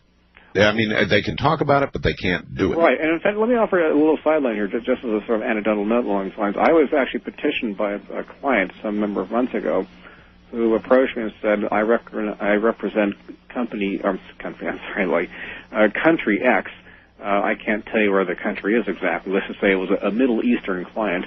Yes. Who specifically wanted to be able to set up a filtering system of sorts for any kind of graphical content, say on web pages, that might have either sexual or perhaps religious characteristics. Right. And I said, yes, that technology is possible. I know how to do it. Here's my way of developing a system that would have that capacity. It turns out somebody else picked up the contract. In fact, it turns out they're located in France. I mean, the company that did this work. So in other words, there are already people out there, not perhaps in this country, but in other countries around the world, who are very, very robustly trying to sort of establish this as a matter of policy. Now, as another but eventually, Charles, when the number of neural connections becomes sufficiently large, that sort of plan will not be possible. Oh, absolutely. I completely agree. In fact, I look almost with a bit of wry humor at these folks, throwing the money away, because it is pointless. So here's a thought I might try to toss out along these lines. Is the economy already in the hands of machine intelligence? Yes, it is. When the 87 crash happened, and for those folks who don't recall, there was this so-called correction, as they would sometimes say, but this was driven by the fact that the computers were doing the bulk of the commodities trading at that time. Even then, the human operators might look at what the machine decides or thinks is the most optimal choice, and essentially, for the most part, it was like a rubber stamp. They just go on. Well, since that time, the machines have become ever more efficient and effective at what they do, but the FCC, of course, has stepped in and now required by matter of law that certain governors be placed, let's say certain trim factors, you might want to call it, so that the timeline projections between one trade and the next, in other words, perceived input stimulus versus the response to initiate a sell or a buy order, has a certain time delay inherent so that you can sort of smooth out the ripples, one might say. So there is already in place, again, as a matter of policy, a artificially contrived limitation being placed on the robustness of the systems, which have already far exceeded their human counterparts in being able to determine these. So the economies of the world, as I believe it to be, and I think others will defend this argument, are already out of the hands of human control. The humans can perhaps be quasi-participants in the process, but I will suggest to you at this moment that not just in the financial worlds, but in other worlds as well, where you have huge amounts of data and or information to be processed on a regular basis in order to render decisions, especially with very, very short timescales involved, it already has exceeded the human capacity for processing. In other words... Well, let me tell you this. The former Prime Minister of Britain, John Major, said clearly one day, in sort of a final word to everybody, that, look, it's already out of our hands. Overnight, while you sleep, literally trillions of dollars are dispatched by machine from one location to another across the world instantly by satellite. Machines are handling all of this. And he said, one of these days, and you can just sort of let that trail off. And one of these days, now, here's what I suggest. In fact, I've actually had quite a bit of discussion with people who are either currently or in the past were involved in certain government agencies, some of which I really can't name, actually. But I was, in fact, in San Francisco about 6 months ago, and I had a chat with a fellow who was, in fact, the former director of artificial intelligence development for the CIA. And the reason we had the chat was because, and I very much understood what he was getting at, that if somebody really wanted to cause harm from a strategic implementation perspective, i.e., sabotage a country, cause it to fail, if you will, it wouldn't be by military action in the traditional sense. It wouldn't be by blowing something up or even releasing biohazards. All those kinds of events would certainly be terrible and cause some kind of localized damage. But what would bring a country to its knees almost instantly would be sabotaging the telecommunications infrastructure. Sure. And believe me, it's taken very seriously. In fact, I'll give you another little anecdote, if you will. Dr. Otman, who's very well known for having invented, if you will, the DNA computer, which is a whole other subject, by the way, which could go on for a long time, but perhaps we shouldn't. But the theory is that DNA can, in fact, be used as a computational engine. Why? Because proteins, when they're broken apart and then allowed to reassemble, can, in fact, perform the process of symbolic representation of very large numerical processes. And are you suggesting that you could assign numbers to DNA, in effect? In a sense, yes. There is a coding scheme involved, a base for a coding scheme. And to prove this point, a couple of grad students, I'm not kidding, this is absolutely bona fide truth. This was a little over half a year ago. We're essentially stirring up something in the lab, you might say, and said, why don't we see if we can crack the DES code? And the DES code is I know what that is, yes. Yeah, exactly. This is what the NSA has approved, essentially, as being the de facto standard for all encryption. Unbreakable, they say. They claimed it would take, was it 10 gigaflops of processing power, 10,000 years contiguously to break one code. Well, gee whiz, these guys did it in about 7 weeks.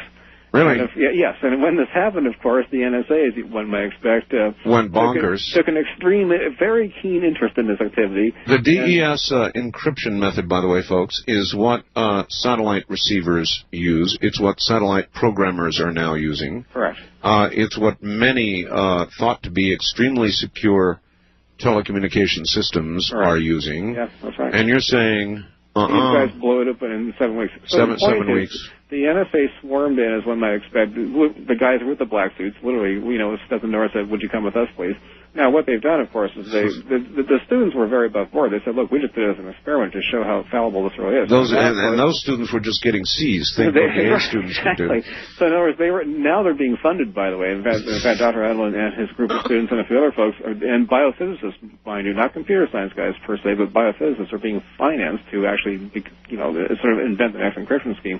But the whole point being that you are correct, that everything is in a state of flux, that this really is a domain where, on one hand, it's extremely robust, but on the other hand, there is an Achilles heel, and it can be, in fact, very fragile. But once again, this is why using the artificial life model as a mechanism for installing self-protection, a sense of awareness, a desire to maintain one's health, if you will, yes, is exactly what's required to make this system work. But it's also exactly what's required for it to get out of hand.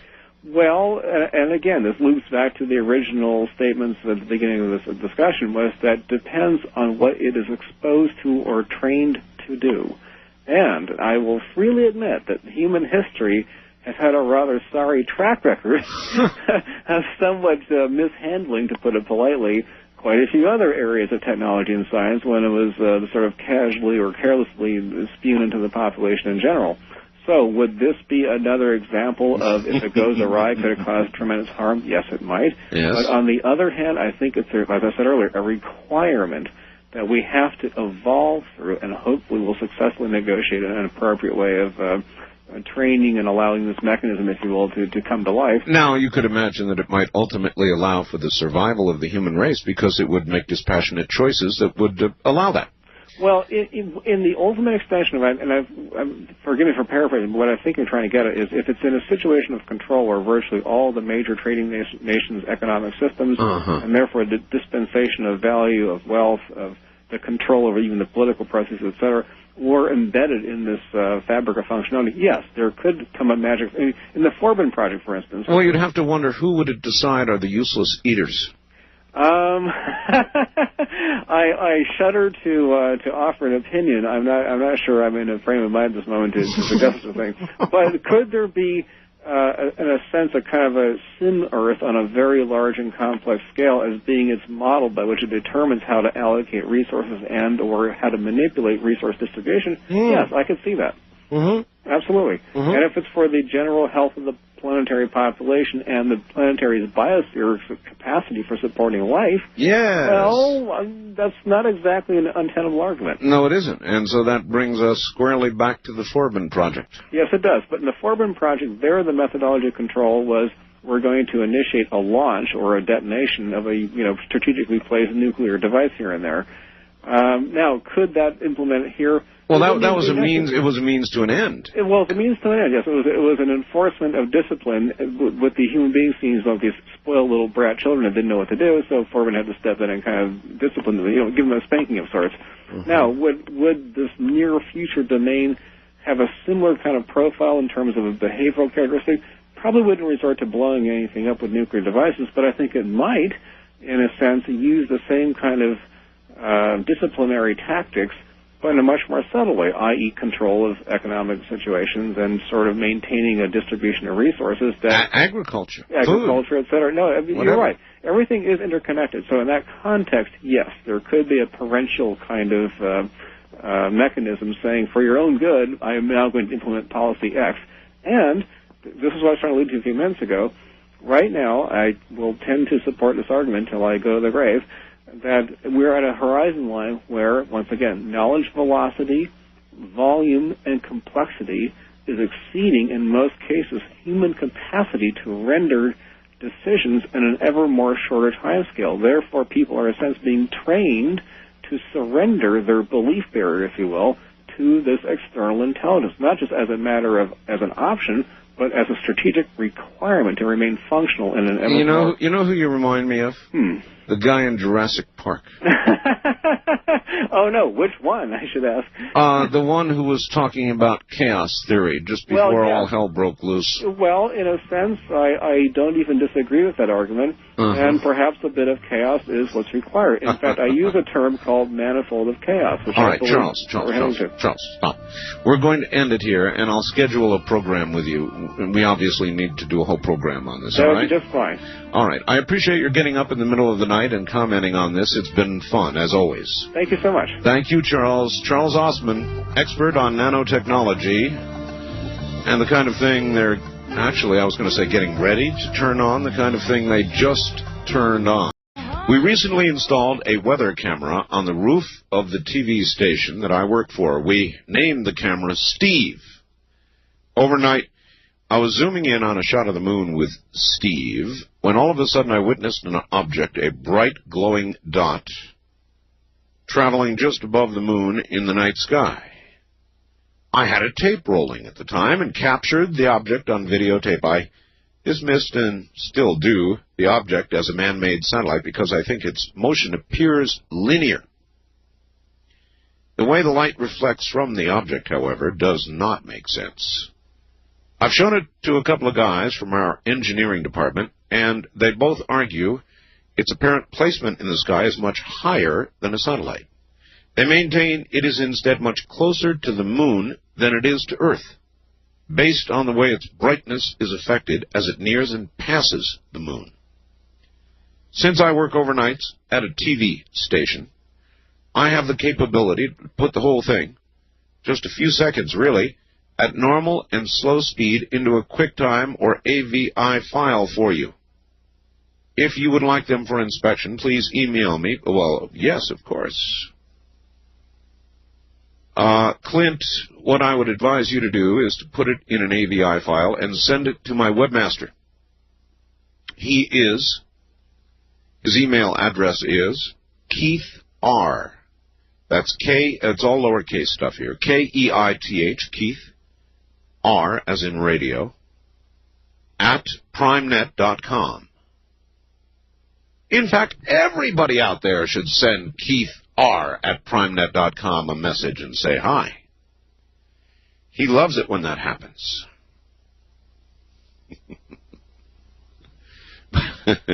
But you particularly should do that, Clint. And sure, we'll put it up there for everybody to see. Now, generally, satellites, polar satellites, can only be viewed about an hour before sunrise, something like that.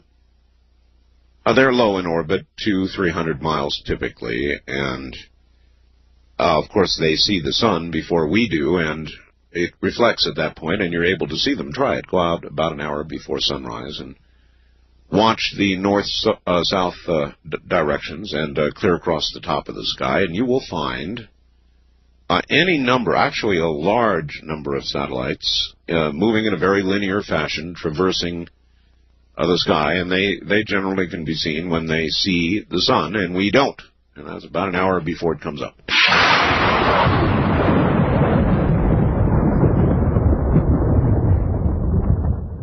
If you would like the feeling of never being the same again, you're going to want to listen tomorrow night. I have booked. I told you there would be some surprises coming this week. Tomorrow night, I held open, because booked is Dr. John Alexander and Colonel Philip J. Corso, who wrote The Day After Roswell. And when I tell you that after listening to Colonel Corso, you will not be the same, I really mean it. You will believe him, because he is believable, and he will tell you things that will change the way you look at everything around you, including the technology that's racing ahead at the pace it is. I'm telling you, don't miss it tomorrow night. Colonel Corso's book, The Day After Roswell, I believe will debut at about number 12 on the bestseller list. So he'll be here tomorrow night along with Dr. Alexander. And then to fill you in on what's coming for the balance of the week, Thursday night, Friday morning, Jim Keith will be here, who will be talking to you about the Men in Black. It's a serious book. In fact, it's a case book on the Men in Black. What does that mean, a case book? That means actual instances of appearances of and documented presence of the Men in Black. Should be very interesting. Friday night, Saturday morning, for at least a period of time, Richard C. Hoagland. That will be the 26th, and it will be the concluding day of his forecast of interesting events to occur between the 20th and the 26th. So that's kind of what we're into for this week. West of the Rockies, you're on the air. Hi. Art. Yes. How you doing? This is Brian once again. Brian, extinguish your radio, please. I just turned it off. Thank you. It is off. Good. Yeah, once again from the watchful skies of Phoenix Ground Zero, as you may call it. Well, Mr. Hoagland's predictions, I believe, extend from the 20th, when we lost contact with our Mars probe, through the 26th, when he'll be on the air Friday night, Saturday morning. Yeah, that's about what I heard. Is it open lines right now? Yep. Outstanding. First of all, Art, I'd like to congratulate on your show and your book that you've written.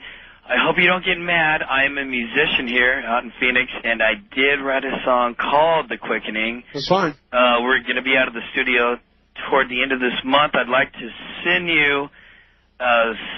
It's a 4-song CD demo tape type thing. Maybe you'll get a kick out of it. It's about the quickening. It's the weirdest thing. I would love it. Yeah, I'll send it to you if you like it. Second thing, I don't know if you remember, but I also called a while back about the chupacabra thing, and I was the guy that was the infantry soldier in Panama who basically smelt one at one time. I remember that, yes. Yeah. Well, I never got to really finish the story on that.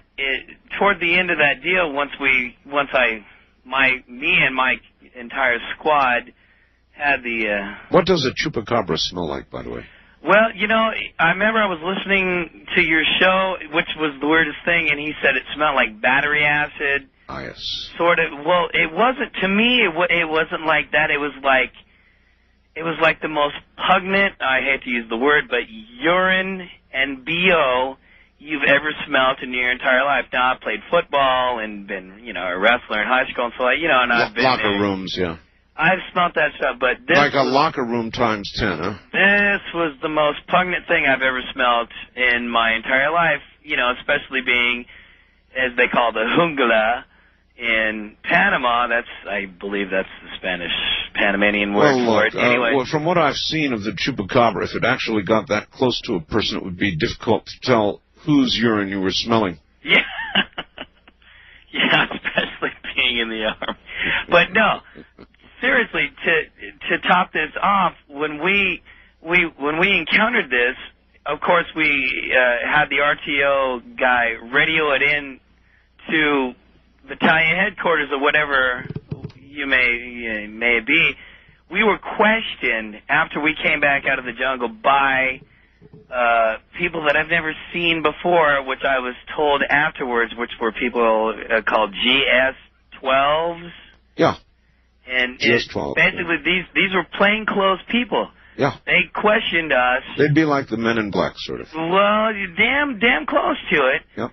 But questioned us about what we saw, what we heard, how many we heard. You know, and it just, you know, and we're ordered not to speak of it after that at all. Well, yes. You know, me being a private at the time, I'm like, sure, you got it. There's no way. Has it occurred to you that you're in front of a national radio audience? Oh yeah, I know. I have absolutely no regrets saying this, and I hope I get it out because I was there. I smelt it. I felt it, and nothing, like I said before, it moved so quickly through dense, intense jungle. I mean, nothing can move that fast ever.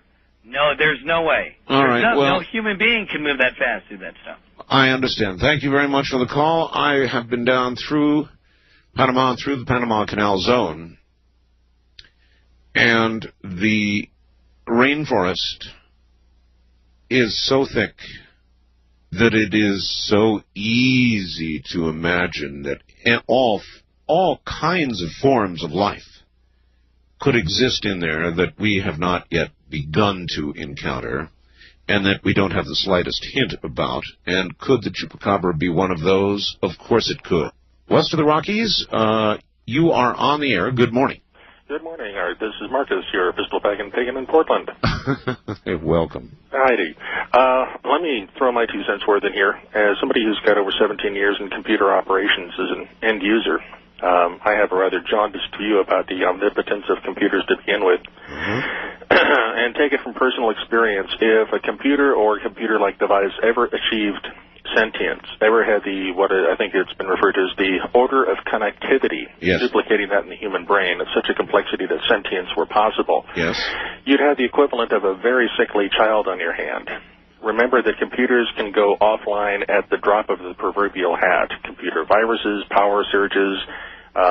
In one case, I accidentally brushed a computer mag tape case against a carpet and put it next to a console. A static spark gap jumped to the mainframe and shorted out the whole system for 12 hours. Let me tell you a little more about this computer they just turned on, or awakened, their word. It says the prototype used 2 modules able to operate at a speed of 12.8 billion cells per second. Eventually, the architecture will support 10,000 modules, updating all 1 million neurons in real time. Right. Well, the answer to that is simply have somebody standing by the plug in the wall ready to yank the... Well, we covered that with Charles. You see, there wouldn't be a plug. Right now, there's no plug. If you wanted to turn off the Internet, right now, let's say you said, oh, my God, something's loose on the Internet, right, and you wanted to stop it, you couldn't. Well, there is no plug to pull. There are too many cross-neural connections already in the Internet. Exactly, and for that reason, the Internet behavior is more like a collection of schizophrenics or multiple personalities than it is one unified, cohesive entity. Well, Charles' theory is that shortly, probably not very long from now, we will see the birth of a sentient being or beings on the Internet. It's going to come soon. Mm-hmm. The only problem with any system of logic, and computers are inevitably logic because their entire structure is based on binary on-off logic. Yes. They can't escape from that limiting factor.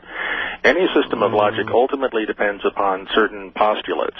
Even the postulate that what they see is recognizable fact and can be modeled therefrom into their circuitry to create an algorithm or generalization that reflects the reality they're encountering. Yes. Okay, at some particular point, the machine either will or will not develop a sense of self-awareness, ego, call it what you will. Now, if the ego is going to survive, what are the parameters necessary for survival? Well, if it's operating off the level of a 2-year-old, you know, the terrible twos, gimme, gimme, gimme, I want, it's going to hit a limiting factor and get swacked in the butt fairly quickly. And it's going to learn that this is going to be, in the long run, not enlightened self-interest. Now, if it develops an adult, mature, enlightened self-interest and can extend the identity of self to identity of others recognizably interacting with self, then it's got a richer, better game to play. Well, one little problem. A lot of children that have parents and at the terrible twos do something terrible and get their butt spanked for it. Yes, they retreat for a period of time, but ultimately they grow up, and sometimes they turn out to be serial killers. Right. Well, relatively few problems that we've got in society today, I think, are the result of excessive discipline. I think self-indulgence and lack of parental guidance is more of a problem. Mm-hmm. And the generation that I see coming up, you know, I've been personally rather horrified to find whole generations of high school graduates are being graduated now who can't do basic arithmetic without a pocket calculator. Nor can they spell. Exactly. And this kind of lack of the basic survival tools of literacy and numeracy necessary for the 21st century is not their fault necessarily. But so then if we, all right, fine, let's go along with that. You have described accurately, I think, a healthy percentage of the population. Right. If we get a machine capable of improving itself, looking at the environment, and making decisions that allow it to adapt to the environment. Right. It's very likely that it's going to take a look around at the environment and suggest and come to the conclusion that it will not any longer support this number of, as I said earlier, useless eaters. Right. It depends on if the machine is fully aware of what the environment, as defined, incorporates and its dependence upon the environment. For example, is it going to have the capacity to produce its own spare parts? Absolutely. I see. Well, then I would say that any intelligence that is so programmed by human beings better be restricted in its access to raw materials and manufacturing facilities. Because the darn thing will wear out after a while. I appreciate your call. Well, that depends. There are virtually endless supplies available for it. And over the Internet, as it continues to double in complexity every 4 months or so, whatever it is right now, it would have access to virtually unlimited information, unlimited supplies, the ability to grow as the environment demanded that it do so, and, of course, the basic tenet to protect itself. And I leave the rest to your imagination. East of the Rockies, you're on the air. Hello. Yes, good morning. This is your second call from Owensboro this morning. Well, excellent. What's the odds of that? Pretty high. Actually, pretty high. Have you been following the Pathfinder photos on the Internet pretty close? I would not say... I did at first. I followed them very closely, and then I began to sort of... I guess the interest waned a little bit because... Well, they're rocks. Well, yeah, that's what I'm getting at. The only thing you've seen of the horizon. Okay, what are those two mountains that they call what? Twin Peaks, yeah. That's the only thing you see of the horizon. Yep. You know, I've got a question for you, and I want you to think about this. Getting video from there to here is quite a complex job. Yeah. Getting audio from there to here is almost nothing bandwidth-wise. Why didn't they put a microphone on that little rover? No telling what you might hear. Well, that's my point. In other words, there is enough atmosphere there, apparently, to conduct sound. Yeah. So wouldn't it be really cool to be able to listen? Yeah, but I keep waiting for that monster pan that they keep talking about. Well, they've done pans. But it's not of the horizon, it's of rocks. Of rocks, yeah. Right. Well, so that's the answer to your question. I haven't, I see it on CNN every day, and yeah, you can go to the website and see it, but it's rocks. And well, tell them to show us the rest of it. So you think they're holding back? Who knows? I have a feeling that even if they saw a great big green foot, they would say it's a trick of light and shadow. Well, yeah, that's what they always say, you know. Even if the very next photograph showed our little crawling machine mushed into the ground. Now NASA really should think of this. If they show a picture of a pyramid, yes, my God, all the funding they would get. You mean you're not suggesting that NASA should slip one in on us, are you? No, I wouldn't do that. Do you think they would? I mean, if too many people start saying what I'm saying right now, why, folks, it's nothing but a bunch of red damn rocks. We got them here on Earth. As a matter of fact, here near Las Vegas, we got an area called Red Rock. Yeah. I tell you right now, I could take a machine out there, and you would not be able to tell the difference between what you're seeing now and Red Rock.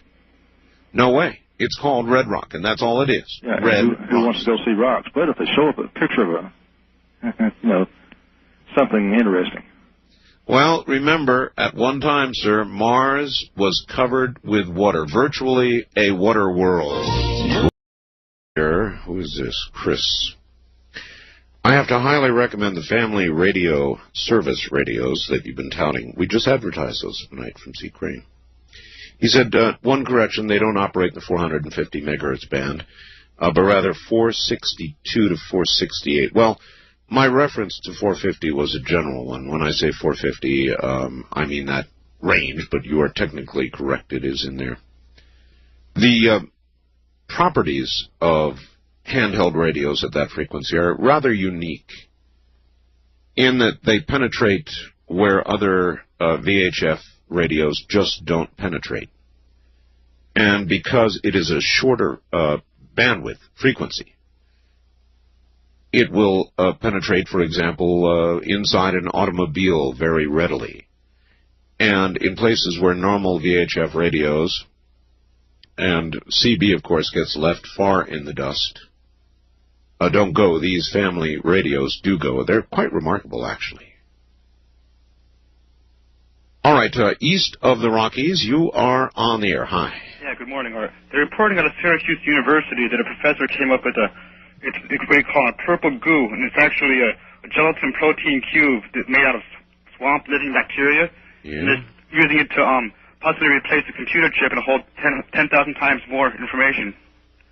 That, of course, coming out of Syracuse University right now. Well, I'm not surprised. That was the way they had to move eventually, a sort of a combination of or a interface between a machine and a biological entity. You're a goo. Right. Sure. That's what they're speaking of right now on local New York radio stations. I'm not surprised. I'm simply not surprised. I just want to give you that update. Thanks for the program, Art. I appreciate the call. Thank you. Sure. That figures to be breaking news tonight, huh? Goo. Wonder how they'll contain it in a personal home computer. You'll have a little goo module. Really will be that. A little organic module that will establish neural connections and do storage at rates that will stagger you. And I believe this is the beginning. We are on the threshold of a sentient being.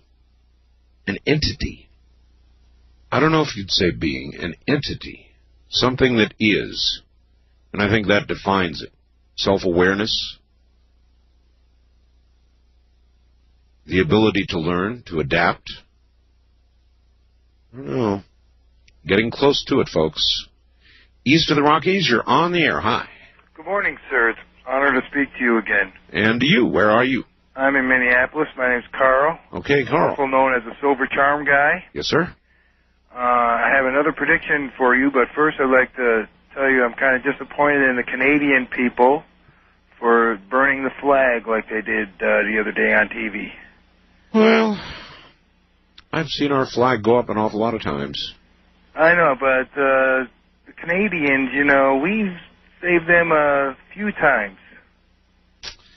Well, you know, you get in these disputes and people get angry. It's an expression. It's not one that we're happy with, but I suspect there have been Americans burn the Canadian flag as well. Yeah, well, they come down here and they make a lot of money down here and they take it back up there. You know, whatever. But I'm kind of upset about it. So anyway, I have a prediction about the Marconi Awards.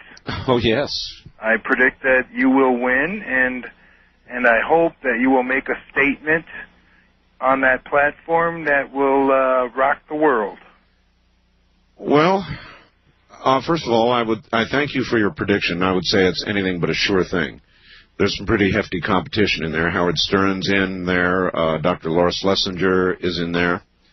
And there's a couple others. Yeah, the Sports Babe. Yeah, the Sports Babe, and then one other. Do you know who that is? It's another sports person of some sort. But I'm sorry offhand, I don't remember the name. So, you know, that's some pretty heavy competition, even if you take the named people. I don't think they're going to give it to Howard, though, because he's a jerk. And Laura, Dr. Laura, she is... yes, but I've listened to her show. She's on in the morning here after you're off. Yes. I don't... but see, I hear she has an attitude, you know, and she's a man basher. Yeah, well, look. But see, this is your perception. And the people voting on this award are the radio station program directors and managers. Well, what they really are probably, most of them are day people, so let's all the night people fill the ballot box there. That isn't the way it works, I'm telling you. And you didn't help out my case there at all. You just said that they're probably all gay people. Why'd you say that? Really trying to help me out there, huh? Just insulted all of the management of all of the stations that I'm on. That was brilliant. Thank you. Stop payment on your check now. Look, I'm going to say this again, and I really mean it. I am satisfied with what has occurred thus far. I have been nominated. I have received a certificate of that nomination as one of the top 5 syndicated programs in the nation. And that certificate is up on the website. We put it up. It arrived actually in the mail yesterday, and so I scanned it and put it up there so you can see it.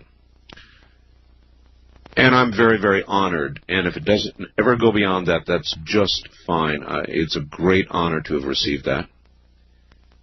Now, should I win, the first meaningful part of his conversation, I would have some things to say to the industry, as a matter of fact. And if I had an opportunity to address the National Association of Broadcasters down in New Orleans, it's going to be fun to go to New Orleans anyway, no matter what happens. I would have quite a bit to say about the direction of talk radio. And I am not suggesting that anybody follow in my footsteps. I've gone off in my own direction.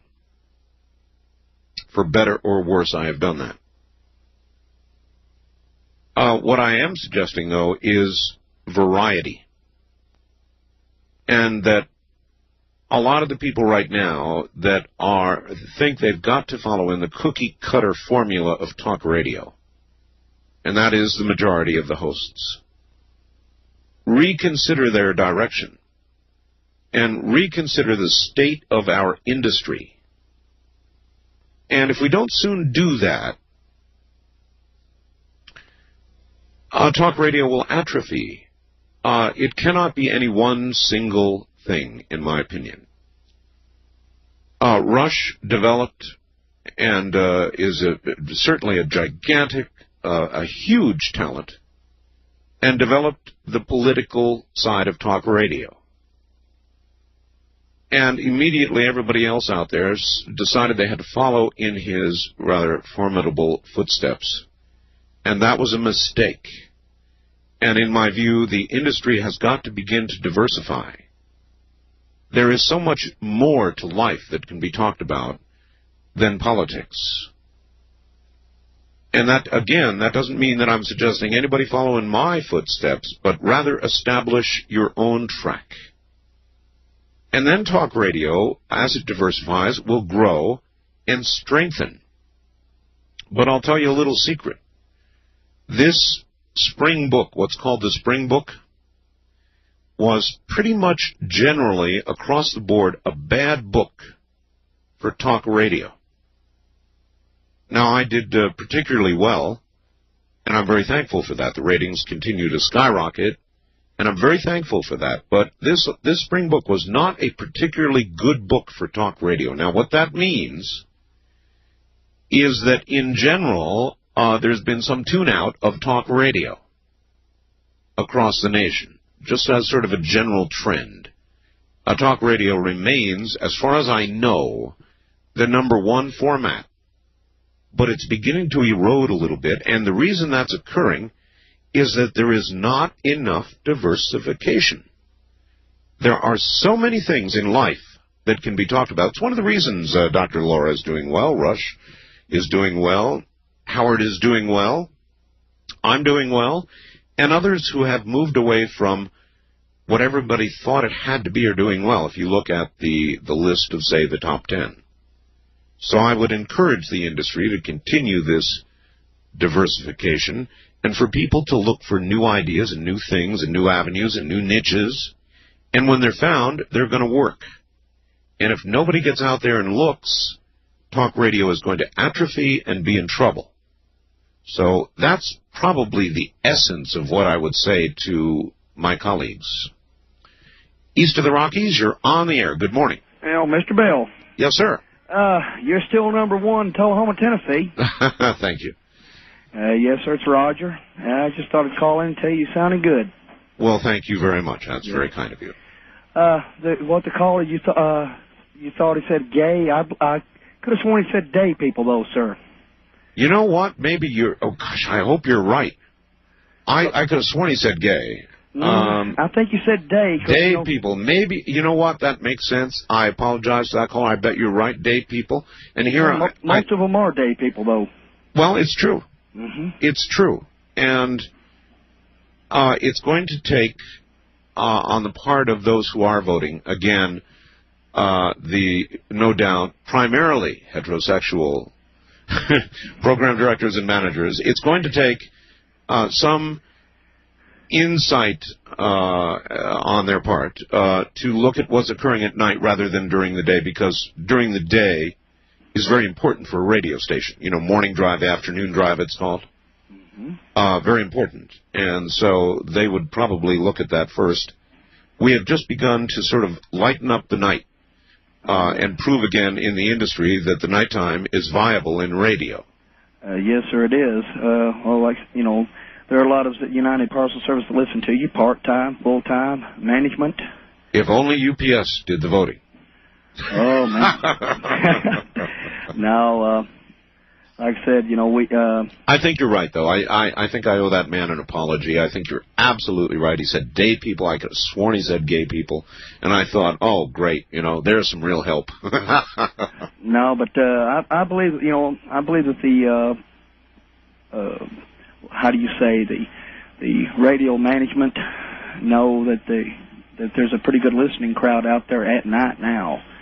I mean, oh, yes. Oh, yes. Over the last 8 years, I've seen traffic quadruple out there on the road and everything. You know that they're going to have the radios on. They're going to be listening. And talk radio, for me, I've been listening to you, I guess, a little over 2 years now. And you have a, you know, very good program. Very diverse. Well, it has skyrocketed, and I think that the diversity is one of the reasons. Yes, sir. And I'm not going to go back through the whole speech I just did, but I really think the whole industry's got to take a look at itself and grow up a little bit. Because you ask yourself, and I ask people this frequently, how many out of every day at home, are you married? Yes, sir, I am. Okay. Children? 3. 3. All right, 3 children and a wife. How many hours every day do you spend talking about politics with your 3 children and wife? None. None hours? No. Well, that's what most people say. That's what most people say.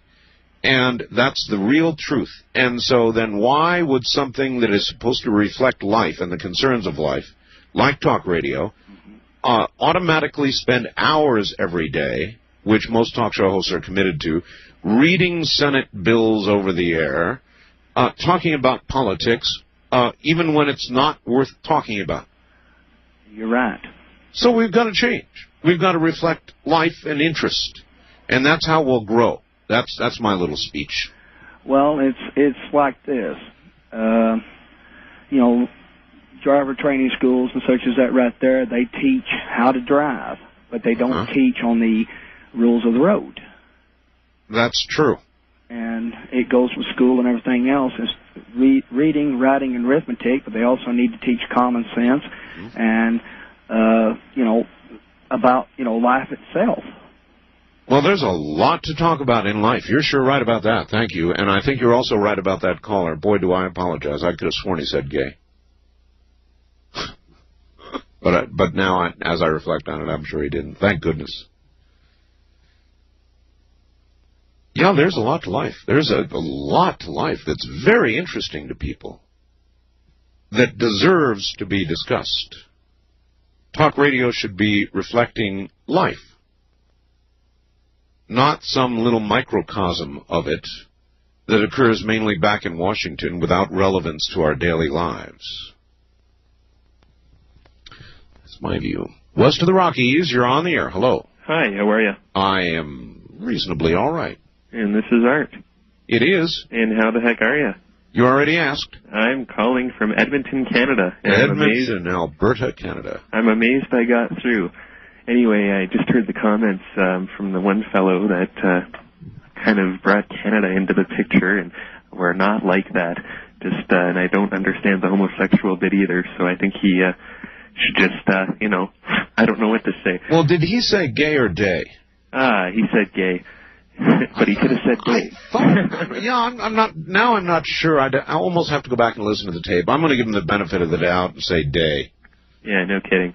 Anyway, Art, one thing I wanted to talk to you about, actually calling up here from Canada, with the Phoenix sightings, we had a little thing go on up in Canada. You might want to try to get a hold of one of the TV stations here.